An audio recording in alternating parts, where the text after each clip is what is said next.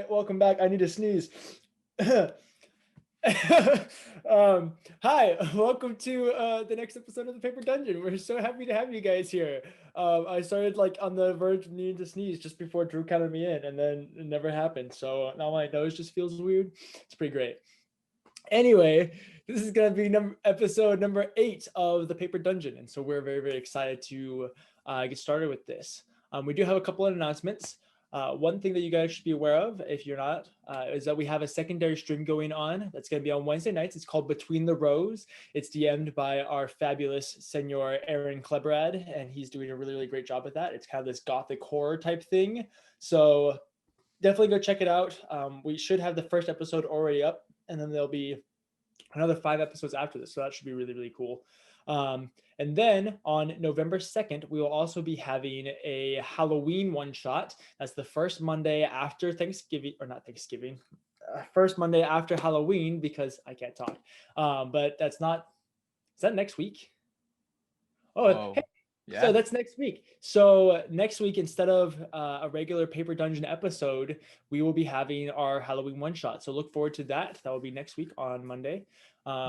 And then we still have the Between the Rows on every Wednesday going forward for the next little bit. So that's super exciting. We're very excited about that, in case you couldn't tell by me saying exciting like 7 times. Is there anything else that we need to mention that I have forgotten, guys? The next stream is going to be run by me.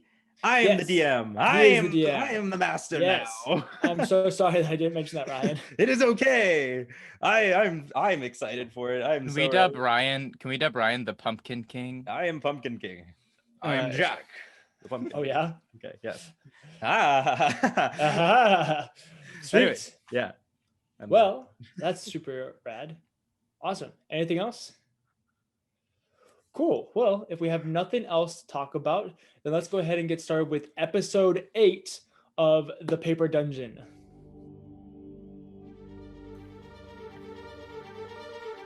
Welcome to Nicomuras, a world full of sprawling cities and dark secrets. In the wake of the trial, a divine act of righteous judgment, the world has been launched into an era of rebirth. But there are those who still lust for darkness and ruin. Follow us across the continent of Talira, from the deserts of Elon Ryan to the fields of Rivaluna. Deep in the Bloomrose Ocean and high above the Alisar Mountains, our story will see our adventurers through glory, fear, and fortune as they make their way through the Paper Dungeon.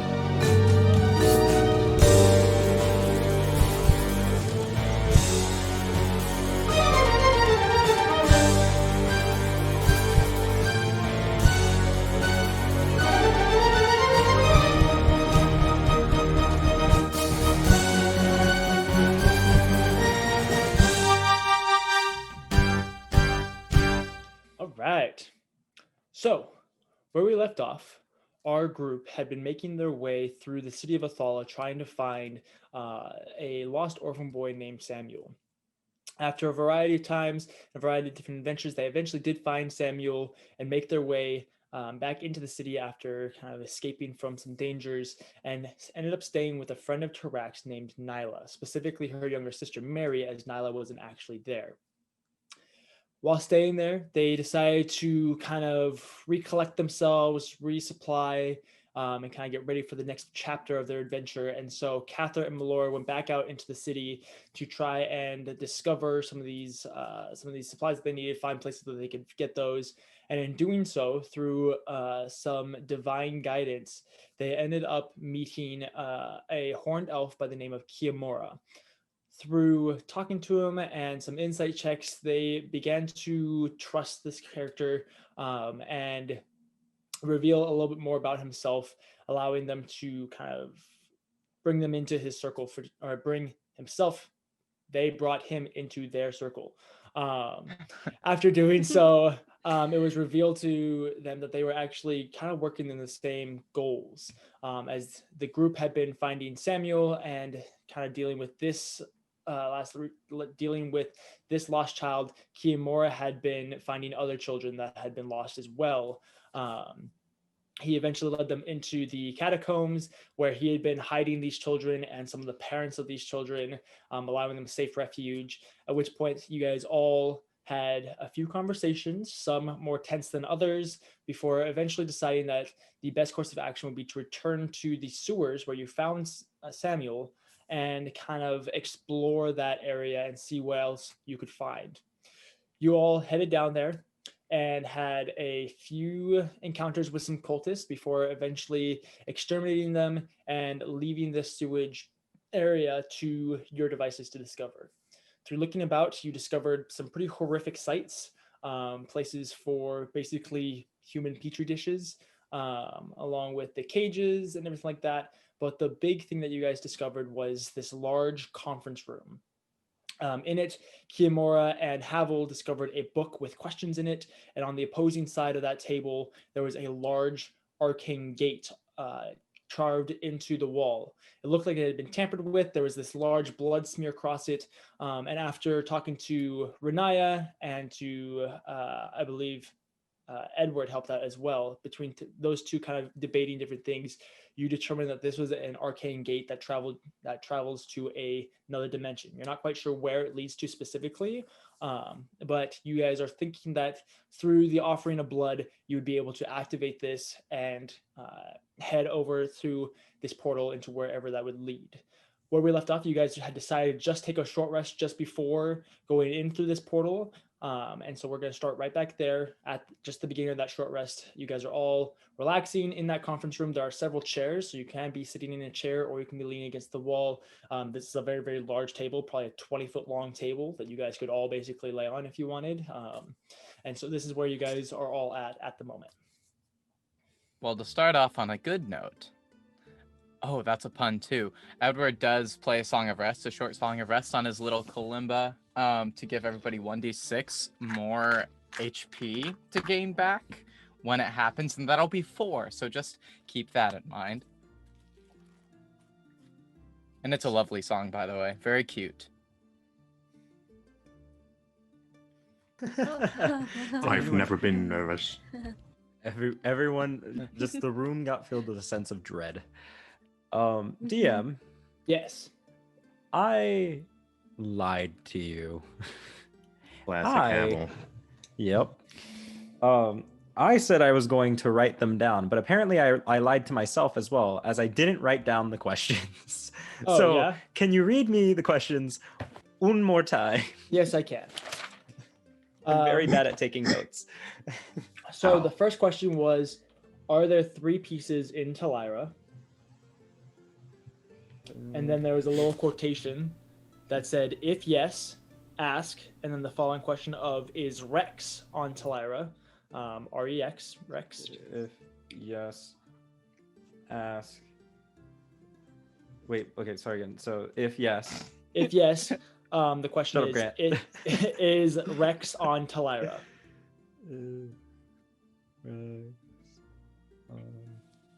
Okay. Did you get that, Ryan? Yes, I did. And then there Listen was here, you piece of trash. there were 3 more questions after that. The following one was, are the sacrifices true? Okay. Are the lines hidden? Yeah. And the last one was, does the scholar's guide hold the answers? Okay. I'm good. Okay. You got it? You got all that? I did get it, guys. Good So job, Ryan. Ryan will never I forget. started out the short rest by hanging out at the edge of the conference table, looking over these, and getting them written down. By the way, Edward is still blindfolded because he doesn't like how everything looks, and he doesn't like the smell. And he holds out. He starts reaching out and walking around. And says, "Renaya, can you please find me a place to lay? I really would prefer to keep this on." Okay. And I'm just gonna kind of push his shoulders down just so he can lay on the floor. Wait, does Right here. Wait, whoa. Hey, What? who knows what's on this cave floor? Isn't there a table or something? You want to lay on the table? Well, I mean, it's probably cleaner than the floor. Well, I don't there's want a to get my table. pants. in the room where we burned all of the flesh. 2 of them. Oh. I mean, sure, goodness, they're Giraffe. operating Why would tables, you- but they're tables. Edward, just Why sit would you here, say and I'm that? gonna guide him to one of the chairs. Fine. Speaking I'll of being rest here. speaking on the floor, I found a nice cozy spot, sitting with my back towards the wall, just hanging out. I did the same. I'm in a corner, and I'm looking at the notches on my bow. Just everyone having a grand old time. Oh, we're so good right now. Oh, we're the best. I mean, living the dream, honestly. Problems? I have never heard of them. We don't Nobody have has that. any problems. Renaya will just be like standing, leaning against the wall that was closest to where they came in from. Oh, yeah. pretty Yeah. easy. Is the okay? Just so I understand, is the Bloodgate wall in this same room? Yes. So you guys walked in, Right. and to your right, it extends 35 feet or so. Okay. And just on your left, it only goes about 5 feet, and then on that wall is the That blood gate. Okay. And then in the center of the room is this large, long 20-foot table with chairs all along it. And you guys are sitting in a variety of different places. Going further into the room is where Kiyomura and Havel are currently looking over the book. Nice. And then you all are either in your respective spots as well. Okay. Neato. So, if there's nothing else that people want to do, you guys will go through your short rest. You are definitely allowed to use your hit dice if you like. I've And done. add 4 to that because man. Edward And then Edward add knows 4. his way around a kalimba, so That's even right. with his blindfold on, he can pluck away. 100%. While we're in said short rest, how many charges? Okay. Does anyone look particularly hurt still, even after trying to rest up a little bit? Great. Kiyomura is actually pretty okay. Everyone's looking just Edward dandy. feels great, except Feels for dandy. the fact that he's in a witch layer. Oh, yeah, sure. I Okay. mean, So emotionally, not great. Well, okay. Minor So details. if everyone looks pretty all right after I make my rounds, I will go down and like sit next to Melora. Okay. And I'll just kind of like lean over quietly, just be like, so I can't help notice you seem just a little like somewhere else today. I Are you all right? Is there something I can help with? That's a very interesting question. It's funny. I wouldn't even know what I need right now. But I'm fine. It's nothing new. And is your bow feeling heavy recently? Is that why you're whittling away at it, getting rid of some of the wood? No. I use it to keep a log, per se. Right.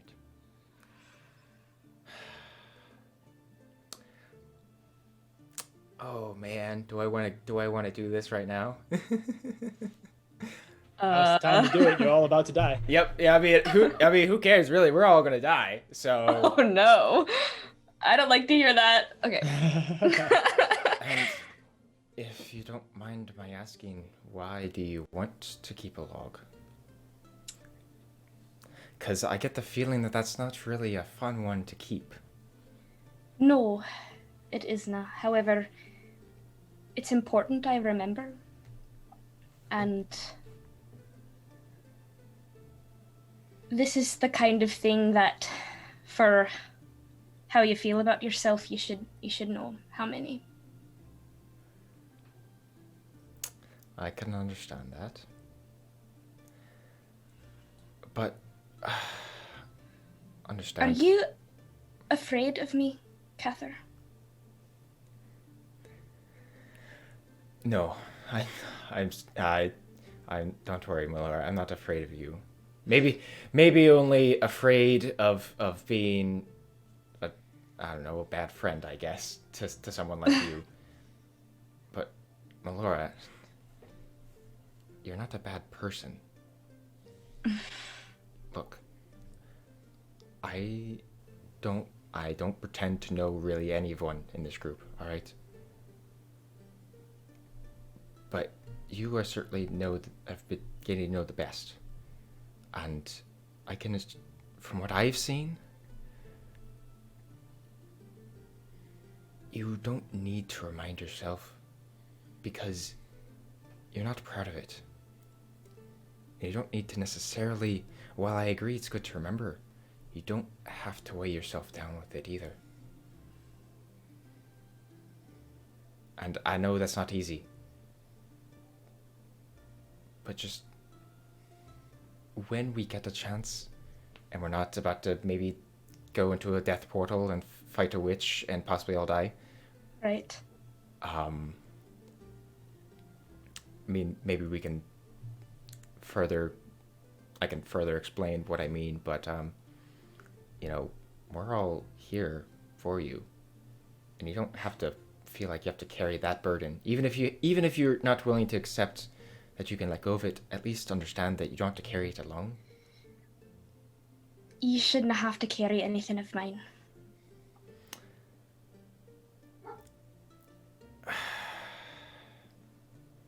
I understand, and it's very nice what you're saying. But I have caused a lot of trouble, arguably more trouble than good. So I will keep that burden for myself. It's very nice of you to want to carry some of it, and maybe in the future I'll let you, but it's too much. It's too much to ask of you. I understand. Well, let's go kill a witch as I stand up. Right. I assume we're Get close, ready to add... close to the end of the short rest. Yeah. Get ready to add another notch to my bow. Renaya's just been staring at the gate Okay. circle the whole time. Sweet. Havel? Could, by any chance, you know, it's your call. Does Edward or I have a dragon chess set on hand? Grant does, yeah. Edward does? Edward does. But- Havel sits down. He has a blindfold. Yeah, I do Edward. have a blindfold on. Edward But I'm sits trying to down. rest, so. Havel sits down next to Edward while he's blindfolded and goes, "Hey. Hey. Oh, come on. Play me again. One more time. Havel, really? Yes. I just Really? sat down. Yeah, that's fine. I'm trying to rest a bit. You don't have to stand up. You can have someone else play the pieces for you. How about this? We'll just do it verbally. I'll blindfold myself. Wait. In fact, Renaya. Wait, Havel. No, wait. Are What? there any body parts in this room? No. Where Yes, are we? there are multiple. Tarak. Do you count our Don't. body parts? There What? are. You guys are confusing me. Are there there, are or no- are there All not? my limbs, personally, I don't There know are about no everyone body else. parts that are severed in the room. You're fine. No, that's Okay, true. good. I love our group. He takes off his blindfold. Havel. It is nice and clean. See?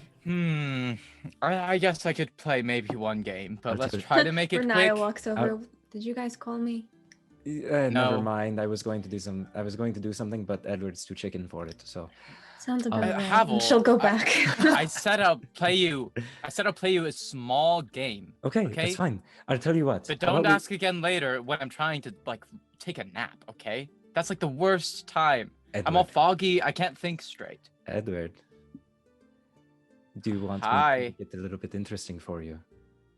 Because I can see that you're a Hey. bit you're a bit uncertain right now. So how about I offer you something?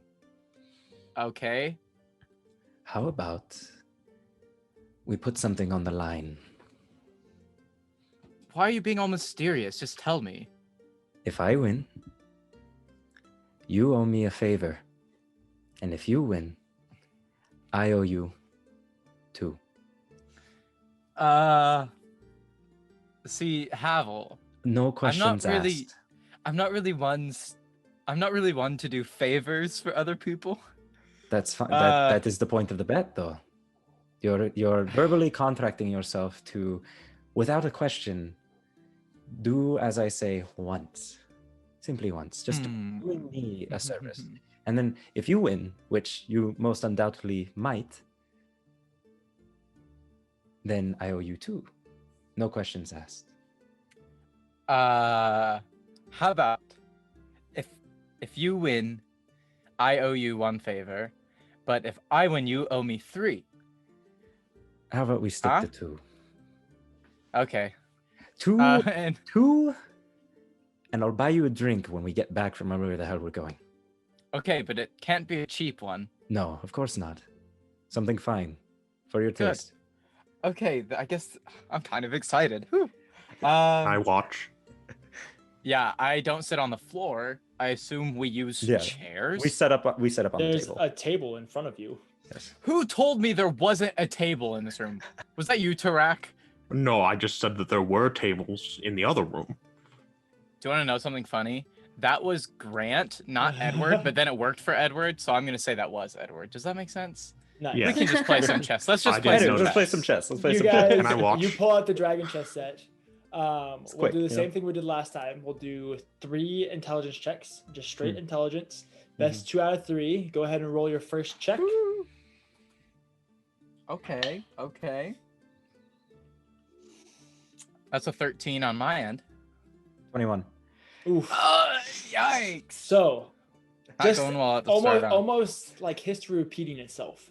Havel comes out swinging strong, immediately takes 2 pieces. You're not feeling great, Grant. Go ahead and roll again. Wait, Edward looks up at Havel after it isn't going well and says, "You know, when you play aggressive, you give away your tricks." And let's roll again. Do I now? In reality, he just doesn't actually know how to play this game. You say it first. That'll be a 22. Oof. Edward rolled a 7. I go, is that so, Edward? Yes, it's so. I must learn things from you then, truly. I will take note. Yeah, So- maybe I'll teach you something sometime. You guys go through, and just for the sake of the story, Ryan or Havel, you have him on the ropes. You Yeah. put him you put him in check like 4 different times. He manages to keep kind of just evading just a little bit. Go ahead and roll one more time just to see how badly you destroy him. Oh, no.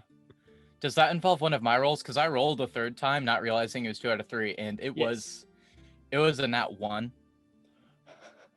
You want to hear the funny part about that? Okay, not 20. Nat What 20. if Please don't no. say. No, it's not nat 20, but it's still somehow better than what Edward rolled.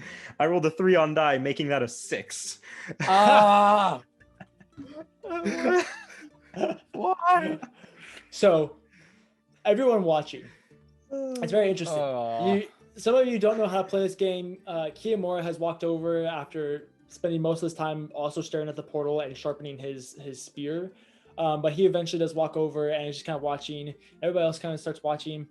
And at first, Havel is destroying him. You know, you guys figure that when he takes pieces off the boards of the opposing side, it's probably not great. So he's going through and he's doing that. Just keeps going. He just is unrelenting.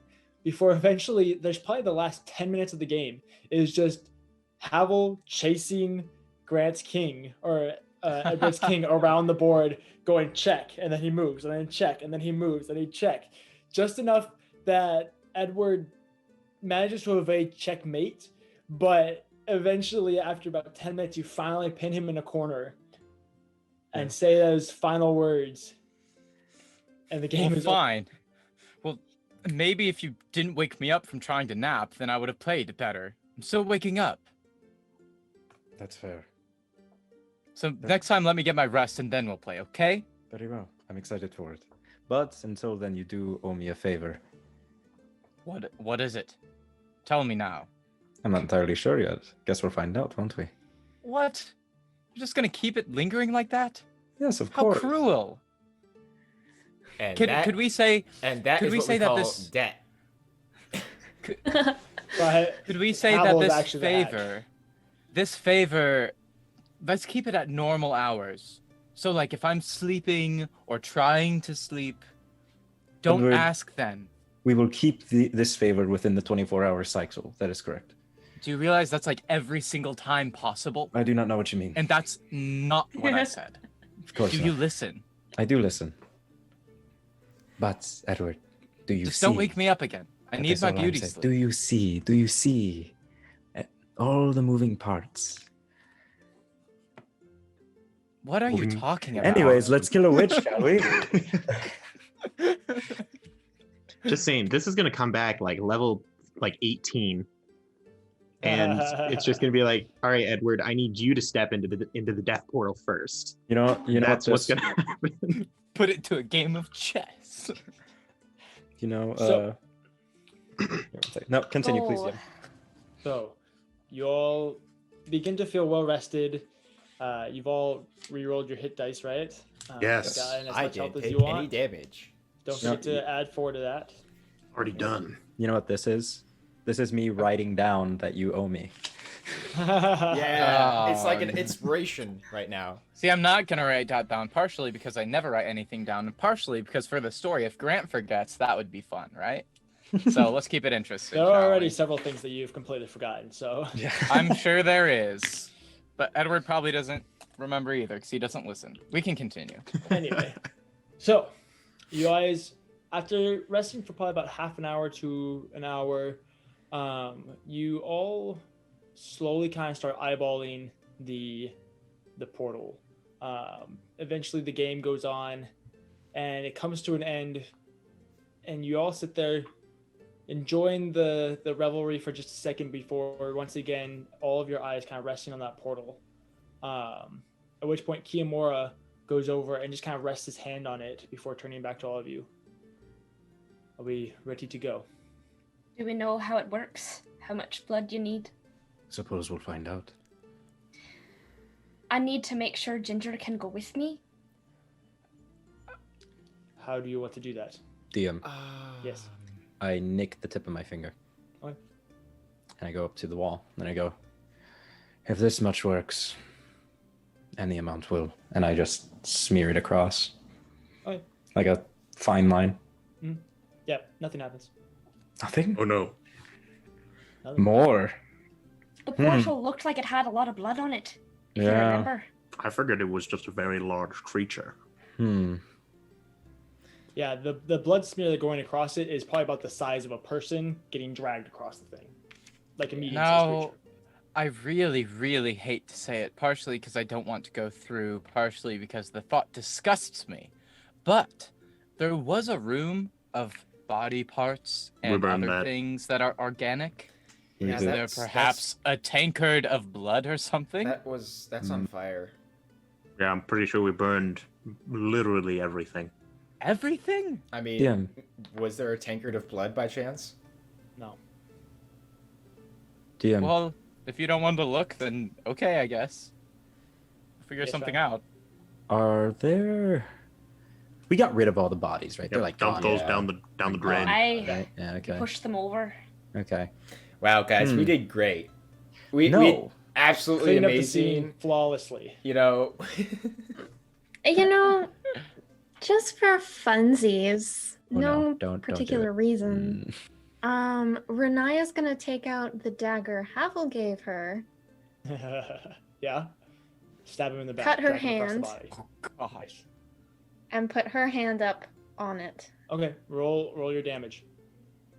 Okay, what am I rolling? a D4. D4. So it's a D4 plus your strength. Okay, cool. or your Or dexterity. your dexterity. Thanks, Drew. Yep, gotcha, fam. Yeah, 4. Hey. Yeah. You go up and drag your hand across a little bit, and there just begins to be a faint glow. Maybe we can all Allowing- share. I What ta- if all of yeah. our blood combined? I take off my glove and Renaya keeps her hand. Love, friendship, Blood. I terrible oh, violence. I take off my glove and take out my blade and slash my own hand and I put it Okay. up. Roll your damage. Okay. I scoop out Ginger, and I just look at her and I no. just tell her, now we need to go somewhere, and for you to come with me, I need a little bit of your blood. Sacrifice the squirrel. I don't think No, don't- don't say that. I don't think that the squirrel has to give any blood. I'm sure we'll get How it do we covered. know she'll be able to go through? Well, if she can't, then she's in a safer place. But then how will I be able to get to her? How will she know where I am? We'll come back the same way we came in. That's to say that we are back in a timely manner. To be fair, though, just saying. I'm well, just okay. saying. Melora, why don't you try to go through, and if Ginger doesn't come with, then Catherine and I can make sure that she comes in. Ginger trusts Catherine, right? I agree with that. I think I should go in the same time as Melora, though. That's fair. If you'd like. I could say as run I to put my Ginger hand and up I'll- against the wall. I'll be very gentle in making sure Wait, that we get I the haven't little bit cut of my blood. hand yet. Also, I did minimum damage, so I also did 4 points of damage. Okay, so we have Catherine, 8 I total. haven't cut my hand yet. Don't touch the wall. Oh no. Well, I'm still Okay. here, am I not? Right. I hold out Ginger to Kiyomura and I say, you can speak to her, right? You can tell her it's gonna be okay. I can do that. Give her sake. Kiyomura I cut- takes Ginger and puts her on her shoulder. I cut my hand and I put it on the wall next to Catherine.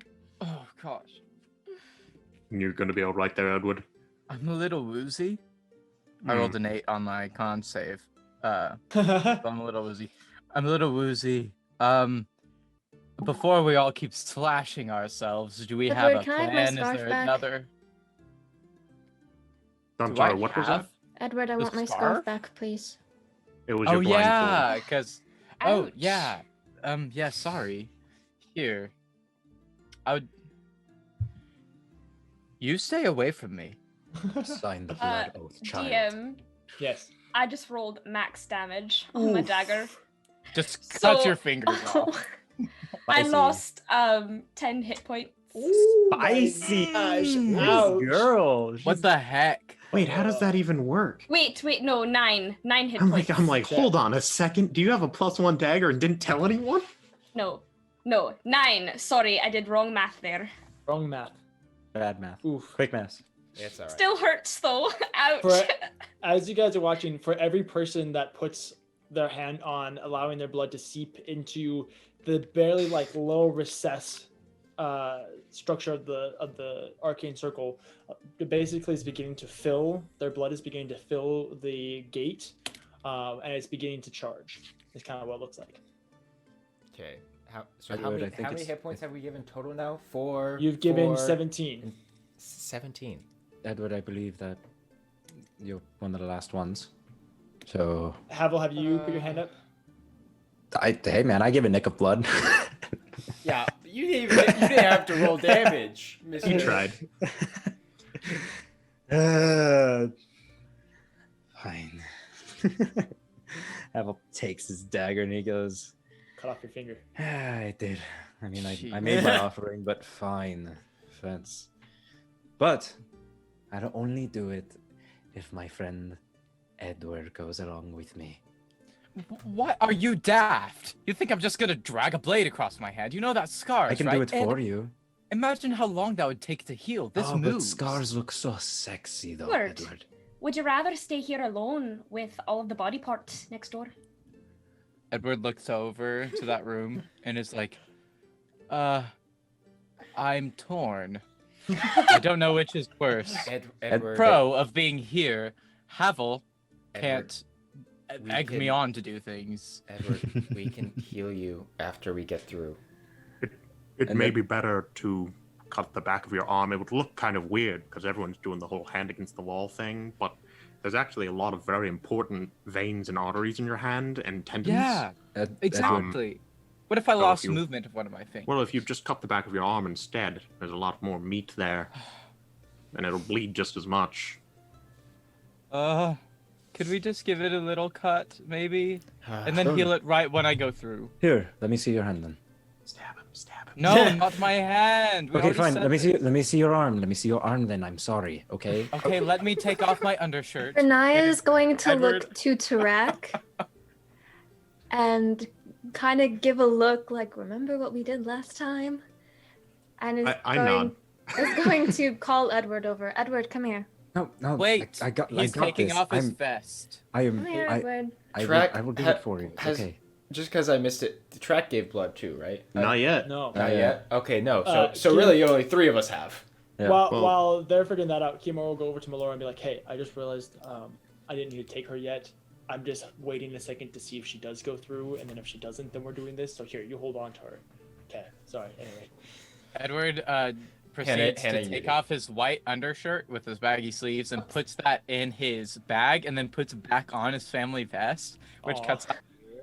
And yes, you know, he's an athletic build. He's thin. He's got that but real he's swimmer body. not muscular. He does calisthenics here and there. Yeah. Instead of or putting Pilates, Ginger back probably. in my pocket, I'm just going to hold her close to me in my hand. Okay, Renaya. Walks over to Renaya. I am so. Why is it always Renaya? I You swear, it's wanted like, my hand. It Renaya isn't like- asked kindly. It's like all of you don't trust Look, me or Edward, something. This is going God. to be and I so stab quick my- and so easy. Nothing's My- going to happen. We're going to keep you safe and blah, blah, blah, blah. And she's just going to keep rambling on, waiting for Tarak to do something. I walk Am I over and just cut him on the arm. Am I close to Havel when he asks why Renaya? Can I be in some way? Oh yeah, 100%. You guys are all right I'd there. like to kind of lean over and say aye, but if a bonny lass will do it for you, you'd choose that too. Anyways. Did you just Stabs say the himself. phrase Bonnie Lass? God, Nice. you're Scottish. Tarak, what was the damage? 2. Nice. And I rolled a con save. Should I stop rolling con saves without No, asking? keep going. Yes. Okay. I rolled a con save. It's a 17 on die, so I guess it doesn't hurt that bad. Nice. Edward's Getting better. ow. You barely even notice it by this point. Oh. And she's just going to kind of push him That's on not the too wall. bad. Yeah.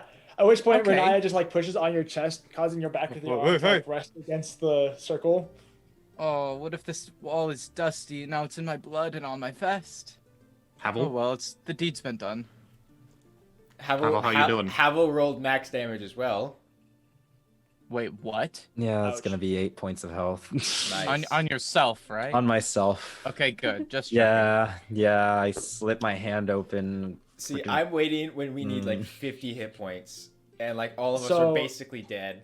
As Havel slits his hand, grimacing for a moment as he nicked a pretty decent artery, he reluctantly puts his hand on the wall, which brings you guys past 25 hit points, causing the large gate to glow and almost start pulsing for just a second. The runes have bright light coming off of them. At first, it was a white light before it began to become tinted red, causing this bright red glow to come over you guys for just a second before there is a popping sound in your ears, and all of you are Except for transported. me. Nope, you as well. Oh, that's nice. Yeah, I hadn't about done blood. anything. It wasn't about who gave blood. It was about how much. Oh, great. At which point, I rolled max damage then, I guess. I'm just sad I didn't go. So you all hear that popping sensation, and then you are cold, frigid. You quickly realize that you're all wet, and as you open your eyes, there's the saltiness that comes into your eyes. As you look around, you all take a shocking breath in, and it's water that fills your lungs, and you cough and spit it out before looking up above you, and you all realize that you are completely underwater. Nice. Nice. Those of you who have heavy armor will have disadvantage. I need everyone to roll athletics checks to get to the surface. I love this. what? This is As you look amazing. around, you see that there is a similar arcane gate on what seems to be the sea floor, specifically a coral reef, burned into this coral reef that you have all emerged from. Just barely up above you, you can now see that there's just a dim little bit of light in what seems to be this vast churning sky. No, Almost. we're all gonna die. Yeah, we're fine. Oh, I'm gone. This is the ocean. This is bad. Oh no, Yeah. trash. I rolled really about that. poorly. Gamora is gonna have disadvantage. That's not good. Oof. Okay, what did everybody get? 16. Okay. Wait, did you need 1 or 2? So those who have heavy armor have disadvantage. So Kiamora and Cather and Oh, right. Tarak Tarak. have disadvantage. Well, that's good then, because Yeah. my second roll was not good. 15? Okay. 10. What did- 10. Nice. Track what you get. Oh, 7. All right, Cather. 9. Oof. And Havel. 11. Okay. It's fine. Kiamora- You're fine. It's DC 10 anyway. Kiamora got Ow. a 8. So you all I'll just drown. So you all take in this breath and begin choking on the water, and it causes you, basically everyone except for you, Edward, and Renai. What did you get? You got a 15? I got a 10. I got to Anna. 15. Oh, and you, Melora, you two begin swimming up, quickly recovering from this take of cold water, and get about halfway up to what you think is going to be the surface of the water. Everybody else, you guys begin swimming, but it seems like your paddling isn't quite going as fast or as far as you want, and you are beginning to quickly go through the little bit of oxygen that you have. You guys, for the two of you who made it up, you guys are 30 feet higher. Everyone else is only 15 feet. Go Okay. ahead and roll another athletics check. Nice. Jeez. Yeah, that's not gonna help me. Big money. Oh, no. Whammies. Nice. We're getting there. It's gonna be a bad night. Okay, that's better. Okay, And this is how Havel dies. nice. Who got above 15? I got a 15 again. I got 16 Oh again. no, you guys. Okay. See, I rolled better. I got a 12 this time, guys. Nice. So, 6. Edward and Melora, you guys keep swimming, pushing through, and just as you are about to run out of air, you manage to break the surface and take a deep breath before immediately being plunged back under the surface as there's a churning storm up above you guys. Nice. Crashing waves pulling through, currents flipping you around. I love it. But you guys have broken the surface. Ginger has been clinging onto you this whole time. Aw. And just as you get flipped around, she kind of almost pulls off before crawling back in and then crawling into your pocket. All right. Everybody else. Yes, Melora? I was just going to say, if it wasn't so busy, I was going to give Ginger to Edward and go down and try to help people, but... Okay. But, Yeah, you'll be able to do that next round. all right. Now, Everybody else. Mr. DM, does it matter that I have a +2 to my con? Which means That will technically... be Yes. important in a little bit. Okay, Yes. cool. When you Also- start drowning, that's important to know. Do Melora and Edward have a chance to notice that the others are like not getting up? At the moment, you guys have gone into like complete survival mode as you were just Okay. about out of oxygen. So now that you guys gotten another breath, you've been flipped back over and back into the water. But in the next round, Fair. you'll be able to kind of help out a little bit if you guys want. So for everyone else, Kiamora and the rest of the group, you guys get another 15 feet high or so before you're swimming through, especially for those of us that have heavy armor. It's become extremely difficult to get up. At which point you guys are about halfway to the surface, you think, and quickly running out of air. At this point, you guys are basically out of air. So what I'll have everybody do is go ahead and roll a Constitution check, or a Constitution saving throw for me. Oh, I'm good at those. Hey, thanks, Dad. Havel's dying. Havel's 100% dying today. Okay. So what did you guys get on your Constitution saving throws? I'll start with you, 17. Renaya. 15. Okay. Renaya. Oh. Natural 1. Oh, dear. Oh, no. Okay. Havel. 9. 9. Okay. And 14. Drew. So, Kiamora. Oh, everyone with heavy armor. So the three of us, we're gonna save on our Constitution saving throws. So we managed to just stay We're off the- passing out we're from the the lack of tanks. oxygen.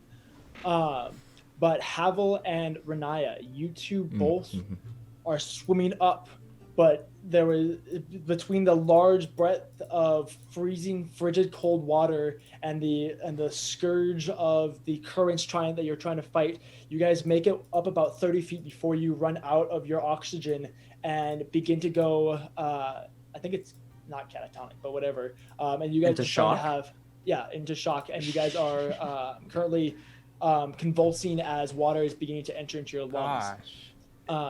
Yes, Havel. It is at this moment Havel realizes, I don't think he knows how to swim. Same. So, It's absolute same. Melora and Edward. Well, actually, sorry. The five of us who aren't passed out will roll another athletics check. Continue to have disadvantage. Wow, this is really just not going well. Don't worry, I'll continue Alright. to fail. All right, that's good. So do Melora and Edward have a turn as well Yeah. now? Yeah, you guys have a turn. Sweet. Oh no. Renai is gone. Renai and Havel are gone. 19. All right, 18. 18. Edward, what did you get? I got a 19. Okay. Kiyomura failed. Aaron, what A did you 7. get? Okay. So, Cather, you go through, and you're swimming and pushing through, and manage to just break the surface just after a wave crashes. So you come up and you breach the surface, taking a big breath, desperately trying to tread water with your heavy armor on, before realizing that you are the only person that you can see now. You plunge your head back under, and you can see Kiyomura and Tarak just barely kind of swimming their way up. Havel and Renaya are just kind of floating and convulsing every once in a while, as Melora and then you see that Melora and Edward are just off a little bit to the side of you. Melora and Edward, what are you guys gonna do? I'm going to go first. I'm going to look at Edward and I'm going to say, it's time to be a hero right now, Edward. You need to go down and you need to help me. Do you understand? We're going to go. Grab my hand. Okay.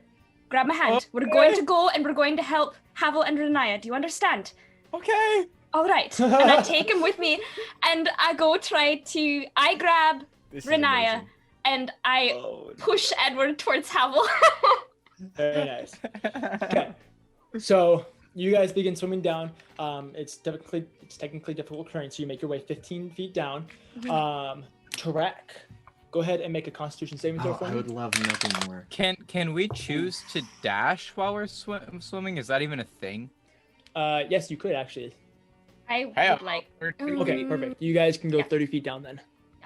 That would be a stellar 10 on the con save. Oh, Kiyomura got a natural 1. Hey. I Kiyomura's forgot to dead. say, but I tell Ginger to take a big breath before I go down. Oh yeah, 100%. The squirrel knows how to survive. Those are great swimmers. They're close to Yeah. rats. They're great. So, Melora and Edward, you plunge yourselves about 30 feet down. You're about 15 feet away from Havel and Renaya.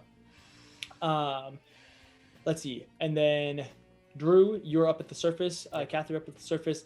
Tarak, you and I both are swimming, and we're just at the verge of our end of our oxygen. We're only about 15 feet from the surface, though.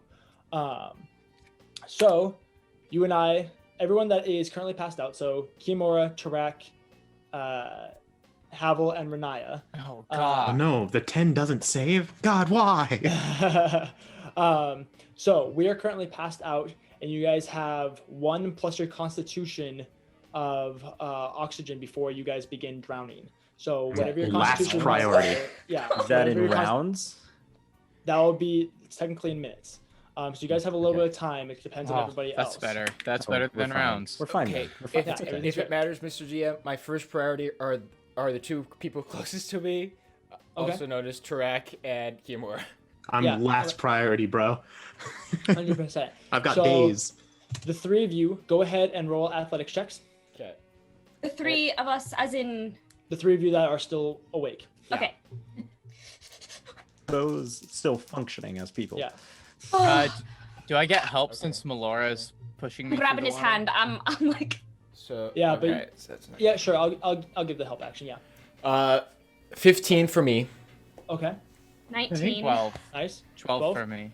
Okay, so All right, Malora. Drew, That's all right. who do I you got- go to first? Other guy. I'm gonna go Not for me. I mean, That's the wrong choice. All right, do you wanna just- here. I tell you what. Odd is Kiyomura, even it's Tarak. All right. Odd. It's even. God, your dice suck. I go and I get Tarak first. Bro, I've got like 5 minutes. And You plunge yourself down, grabbing Tarak from under the shoulders and begin kicking very hard. You're not gonna come back to the surface, but you're on the way. Melora, who are you grabbing? I'm grabbing Renaya. Perfect, awesome. And then you get 15 feet back. It'll be your action to grab her, and then 15 feet of movement. All right. Edward, you get just to Havel, but you're not quite grabbing him yet. Go ahead and roll another athletics check. I think this is the first time it ever happened for Edward. That's a nat 20. He's real scared. And you two? well, I rolled I'll really say. low, so I barely make it to the surface. Perfect. But So- if it's possible, I don't know if this would work, Mr. DM sir, because Yeah. it's kind of weird. Can I attempt to give Tarak like 1 hit point of lay on hands just to get him to see if I'll get him conscious? Lay on hands is your action, right? Correct. Yeah, so basically that would take away your ability to dash. So you only can go about 15 feet, which just breaks the surface, but you do give him 1 HP, allowing him to awaken. Okay. Do I see the shore? Make a perception check. Right now, there's a crashing storm around you. The first thing that you notice is an oncoming wave, and its size of it. It's probably about 15 to 20 feet tall. Yeah, that's bad. And it's about to push through or crash on you. You can't quite tell. What was your perception check? 9. 9? Yeah, that's the big thing in your way right now. You're not really sure where you are, what's going on. So that's you. Melora, what'd you get? Do I roll again? I Uh, rolled a what'd you get? 19 last Oh. time. Perfect, sweet. So yeah, you get Renaya, and you were managing to get up there. You were about 15 feet, so with your action, or not with your action, but just with your movement, you're able to breach the surface, at which point you could perform a medicine check if you want to try and stabilize Renaya. Please. Okay, perfect. Guys, we're amazing. All right. Can I just say we're the best? 21.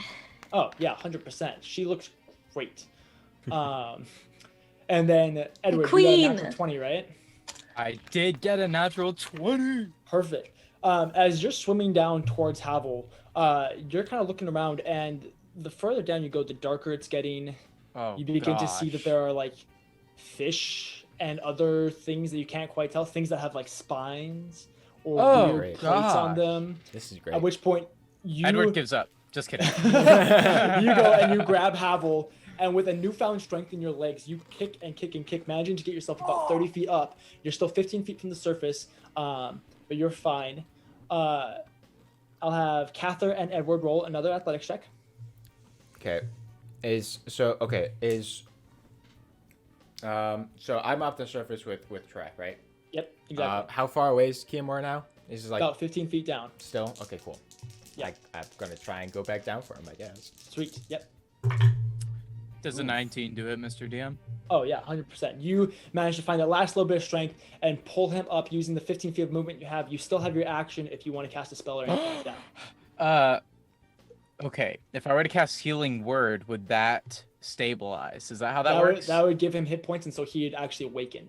Yay. Okay. So I breach the surface and just yell out, "Keep it together, guys!"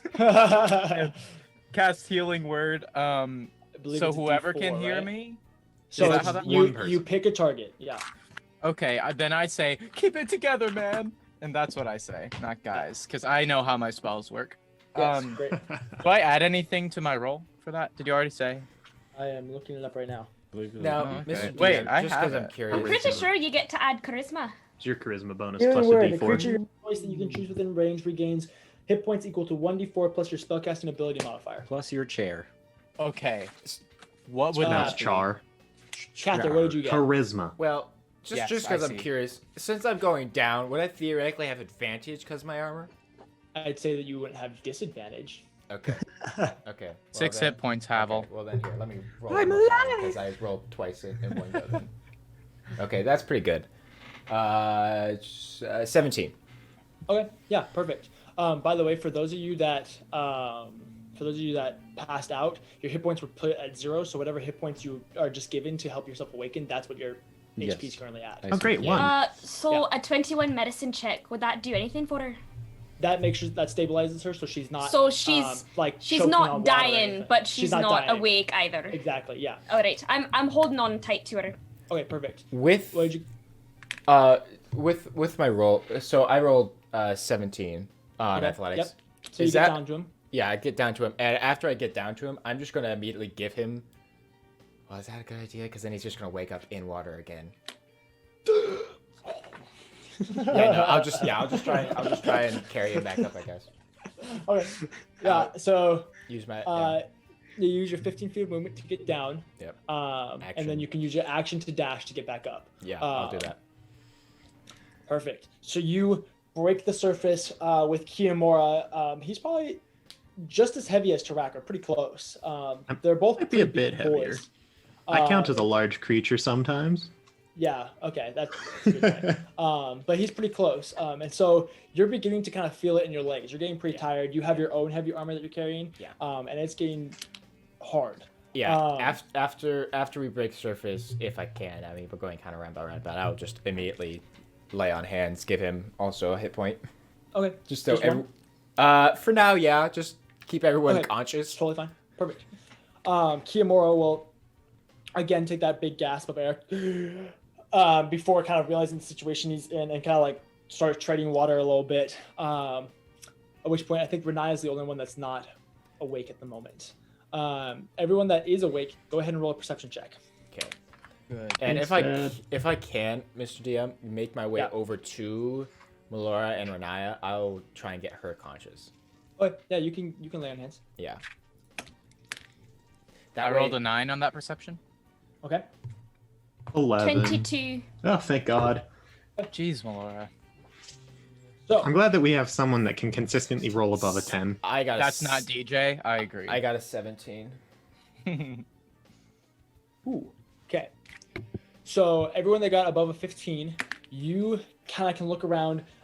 Your first thing you're noticing is the large waves that are crashing around you. This churning ocean that you're currently just kind of floating through at the moment, trying to avoid any debris that's going on. You can see that there is a wave coming at you. You're not quite sure when it's going to hit or crash or if it's just going to pass you guys, but there is a large wave. And as you look around, you can see that there are 3 shorelines around you. It seems like you're kind of in between several different islands to a large kind of coast. Looking north of you, you can see that there is this large coastline that goes from either points of your view. Turning to what would be your left, you can see there's another smaller coastline, and behind you there's another smaller coastline as well. Well, I'll have everybody do, not everybody, I'll need one person to roll a d10. Hey, Hannah. I vote Hannah. Yeah, I sure. vote- Alright. Yeah, Hannah, why definitely. not? Okay. Gotta blow on the dice. 6. 6. It's above a 10. Nice. It's above a 10. It's above a 10. uh, I was hoping you just wouldn't hear what she actually said. as the waves are crashing around you, this wave that was coming up upon you crashes just off past you guys, and the waves are still churning and there's still large ripples going through, but at the moment you seem to be in this kind of almost calm state as you watch the storm unfurl around you. Yes, Melora. Could I make some kind of survival check to see if we started going with the waves, if it would bring us closer to the coastline? Like, if Yeah, the go waves for are it. coming at us, if Yeah. we started to try to swim with them, would it help push us? Yeah, go for it. I would like to shield surf. All right. Yeah, that I would like to is invent surfing. a Invent it. 15 Okay. survival. Yeah, you think just through like natural natural observation, you think that by going with the waves, you probably have an easier time getting towards the shore, and that seems to be going towards the large coastline. All right, I would like to kind of call that out Okay. and say, don't struggle against the waves. Try to go with it. We can get to the coastline. Perfect. Yes, Renaya? Has Cather done the lay on hands? Yes, he has. You have 20 hit points. You Neat. awaken to... I'm still holding you. I won't yeah. let go unless you push me away. You awaken to Melora, basically like almost like a full Nelson, not around your neck, but just through the shoulder and everything like that, holding you, just floating above the water. You can't really move, and you're like not in control, and there's a storm going on around you, and you're wet and cold, and it's When she frigid, and you wakes don't really up- know what's going on. Yeah, when she wakes up, I'd like to say, I've got you.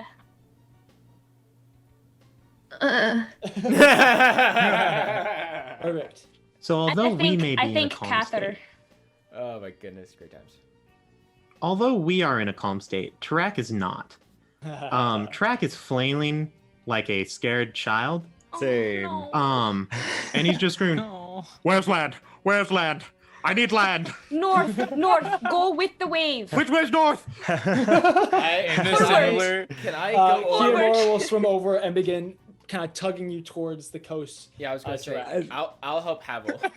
As soon as Edward says cast a healing word and brings Havel to, Havel wakes up and just and starts like paddling like crazy. And just guess goes, what? like, where am I going? I have Where am I? I have to paint this Where's he picture. going? Edward is thrashing like this in the water I did- and yelling, "We're gonna die!" I, No. Throwing I- Havel around. no, I come over to the two imbeciles, and Edward, let go, and I'll kind of like put my wrap my arm around Havel and try and help him. And as I Havel start to basically swim crawls towards- onto you and it's just like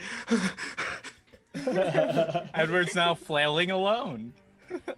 Can Edward not as you swim guys- either? No, Edward can swim. He's just scared. Oh my goodness. Oh. So as you Edward, guys this way. are going through, you begin swimming. I'll have a group athletics check to see kind of how far you guys go. I have a Question. question. Disadvantage for the ones with the bad Yeah, do armor? we still have disadvantage? Continue to have disadvantage for the ones with heavy armor. Oh, yes. I have a question. Mm. Can Edward cast Unseen Servant and say, "Take hand, pull," and start helping Edward swim towards the shore? Let me see. No. Well, how much? There's like a rule on how many pounds it can carry, right? It has a strength of 2. That's pretty good, actually. I like how you said That's me. that I have the backwards, strength of 2. though. You're like, it has a strength of 2. Like, That may or may not be a -4, but Now, whether or not this works, Edward still tries it, so I do spend that spell the slot. by point the is way. that it has a strength. So there is- I will give you advantage on your athletics Yay, check. that's what I wanted. So, what did you get? A 16. 16. Renaya? 17. Oh, I'm sorry. Oh, wait, I'm not sorry. 18. Am I 15? still holding her? Have you broken 'Cause free of Melora?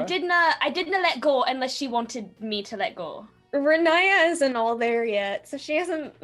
Okay, so I mean, did she pass? Because if not, then I won't like try to. so what I'll do is we'll forget about Renaya's roll and then Melora roll with disadvantage. All right. oh no, Uh, I still got a 19. Owie. So Okay. hey, Overall, So I think it's- we're doing it's pretty still good. Don't worry. All right. Okay. I rolled a 21 the first time and a 17 the second. All right, have a So look. 17. 13. But to be fair, I'm carrying him. I am just currently That's like true. hugging Cather and like kicking my Drew- legs as hard as Drew, I you can. already rolled with disadvantage, right? Yeah, and I got Okay, perfect. 17. So the average was a success. So you guys begin making your way towards the coastline. As you're going through, you're beginning to kind of feel the push and pull of the waves and kind of learning how to ride one and then kind of come back. It's very much like a go 20 feet, come back 5, go 20 feet, come back 5 type of instance. And you guys begin making your way. And as you're going, the coastline just seems like it just never gets any closer. You guys are swimming and Oh, swimming gosh. and swimming. Oh no. And after probably about 10 minutes or so swimming, you guys still don't feel like you're much closer.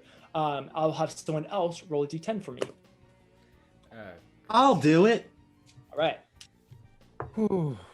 That's a 6.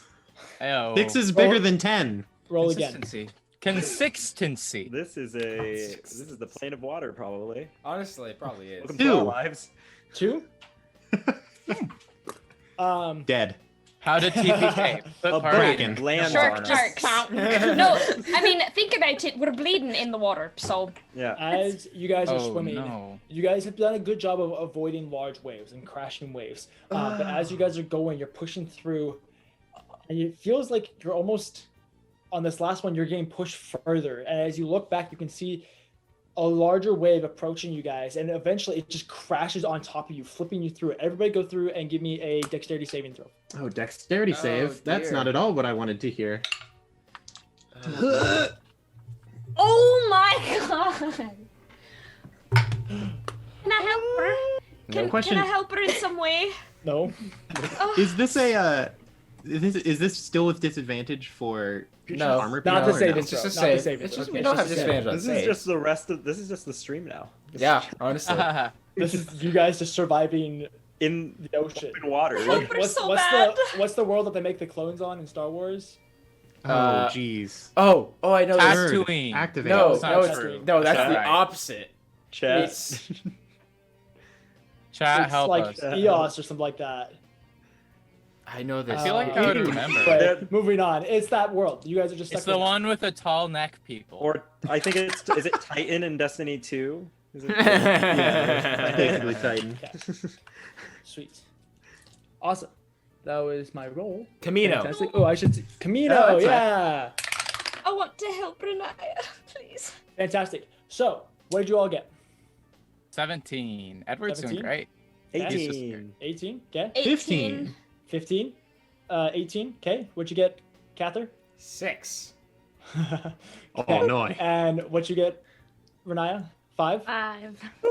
So, for those of you who succeed, you take half damage, which is Yeah. gonna end up being 7 points of damage. Okay, so I'm still my God. unconscious. I took like half of my hit points of damage when I cut my hand. 7 points Maybe- of damage. And Wait, Havel is 7 unconscious. I'm sorry, 7 is half. 7 is half. Maybe For this is one of those. Cather and Renaya, you Oh, take no. 14 points of hit. Maybe our okay. bodies will just wash up on shore and Hey. we'll be scattered and it'll I'm just still be conscious. So like Yeah, I'll that's a just good have to sign. start screaming like Wilson. We're experienced players. It'll be Doesn't great. mean you roll well. Just I'm is experienced unconscious in not again. rolling well. Yep. No, I'm Hey, still holding her right. This is Yep, you guys are still holding her. You Alright. guys tumble through the water and then reemerge on the surface. Let's see. Kiyomura is still conscious, and no, he's not actually. So Kiyomura is passed out, and then Renaya is. So Tarak, Kiyomura, and Renaya are all unconscious, right? Yes. Perfect. Yes, And and Howard. yeah. So the 4 of us are unconscious. So Edward, Cather, and Melora. What are you gonna So maybe this is one of those boss fights where we're supposed to lose to trigger the next event, right? Hmm? right. Yeah. So we could, do? You could sink just to the give bottom up. of the ocean and become Yeah, mer and people. die. We just Okay. die. How? Okay. Well, I guess. Am I still next to Havel? Yeah, 100%. You guys have been tumbled, but you're still in Okay. a Well, relative group. since You I'm haven't been basically separated. still holding on to him, I just pump him immediately with lay on Yep. hands. Perfect. So that's another 1 hit point down, Nice. and then I will begin to swim towards Tarak. Okay, perfect. Make.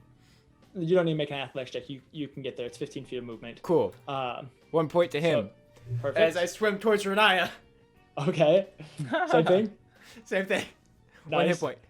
Okay. And then I swim towards Kimura. Nice. Wait, did you let And- go of Havel? Yes. Havel Yeah. is currently flailing in place. Same. Melora and Edward, what are you guys doing? Honestly, Melora, I don't think Edward will do anything unless you tell him to. Just letting you Alright. know. Who were you next to?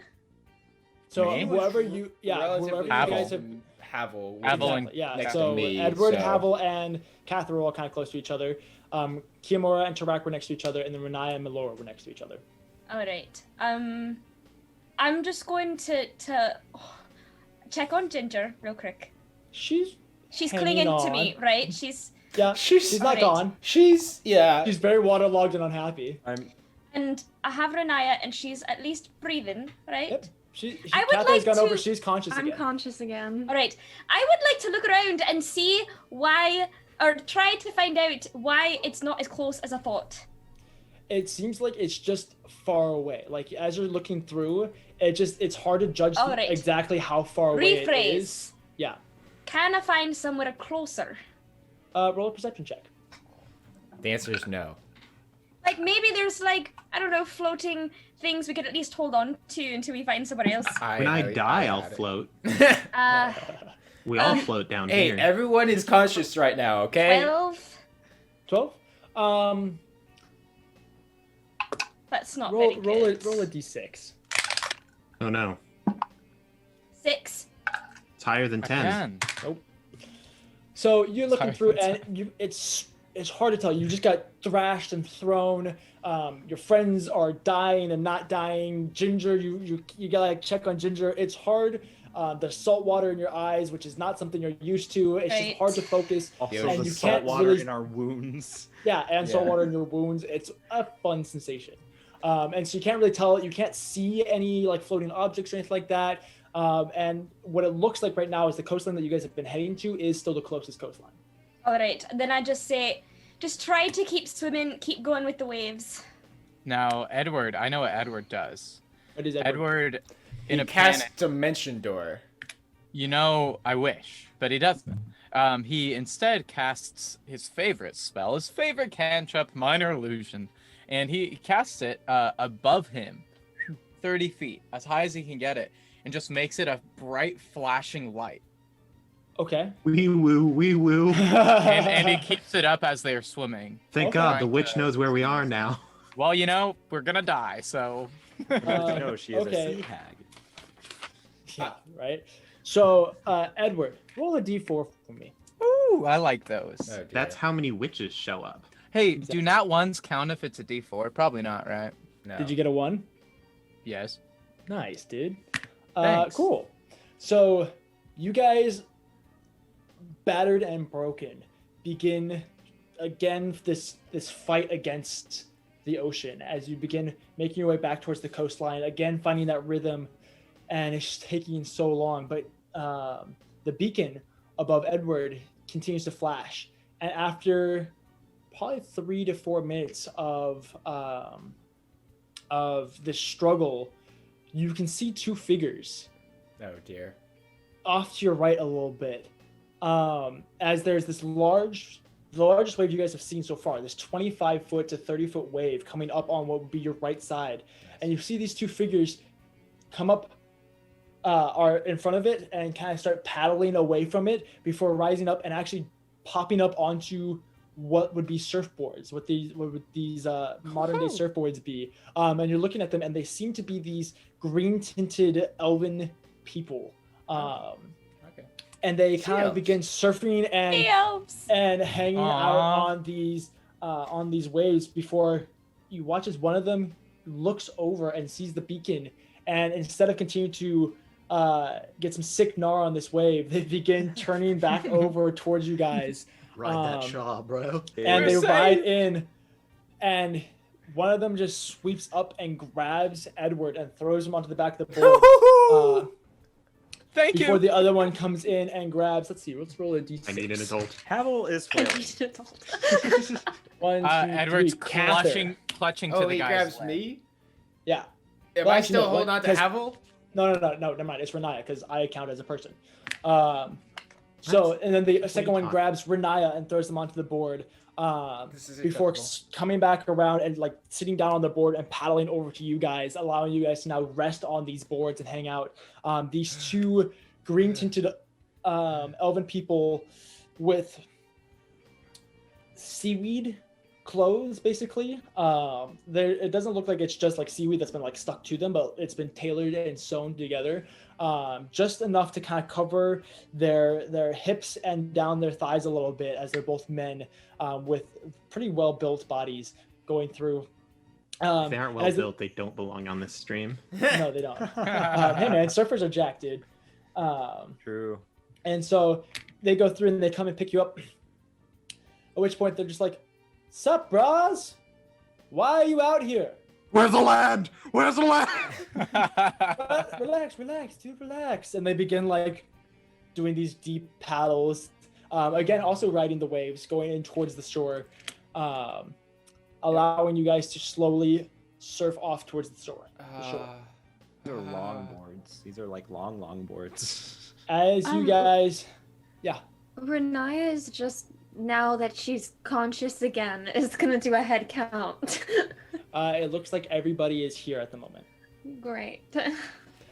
At which point, after probably about 5 minutes of this surfing in, or not 5 minutes, probably 15 minutes of coming into the surf, you guys eventually begin to feel a little bit closer before eventually coming along the coastline, before it is shallow enough that you guys could hop off the boards and kind of rush onto land. Most of you doing so and just kind of like laying down, coughing the little bit of water and holding some burned wounds. Yes, Malora. I just thought of something that maybe I should keep to myself, but how many arrows do I lose?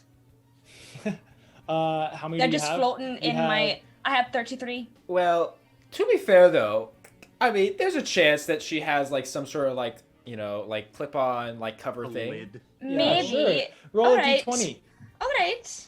I mean, I will not complain if that's the case. I'm just the thinking first about it, time thinking about being in the Losing water. I all mean, arrows. The first time you need to roll low. do I add anything Nope. to it? You're not adding anything to it.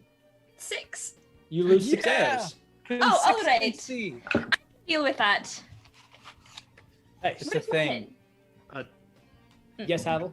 Havel's crying. I I want you all to know. We Havel can't is tell because of the salt water already crying. on you. He's just laying there, just going. I didn't know Gamora comes over to you, taking off his armor and like just throwing as much off of his body as he can Yeah. before just like sitting down next to you, Havel, and just kind of like patting your head. Okay, bud. How far away is, like, okay, so we're on the shore. You guys are What- on the shore. What does it look like? How much beach is there? This beach stretches out as far as you guys can see. Off I in mean, the like, distance. yeah. Beach Yes. episode.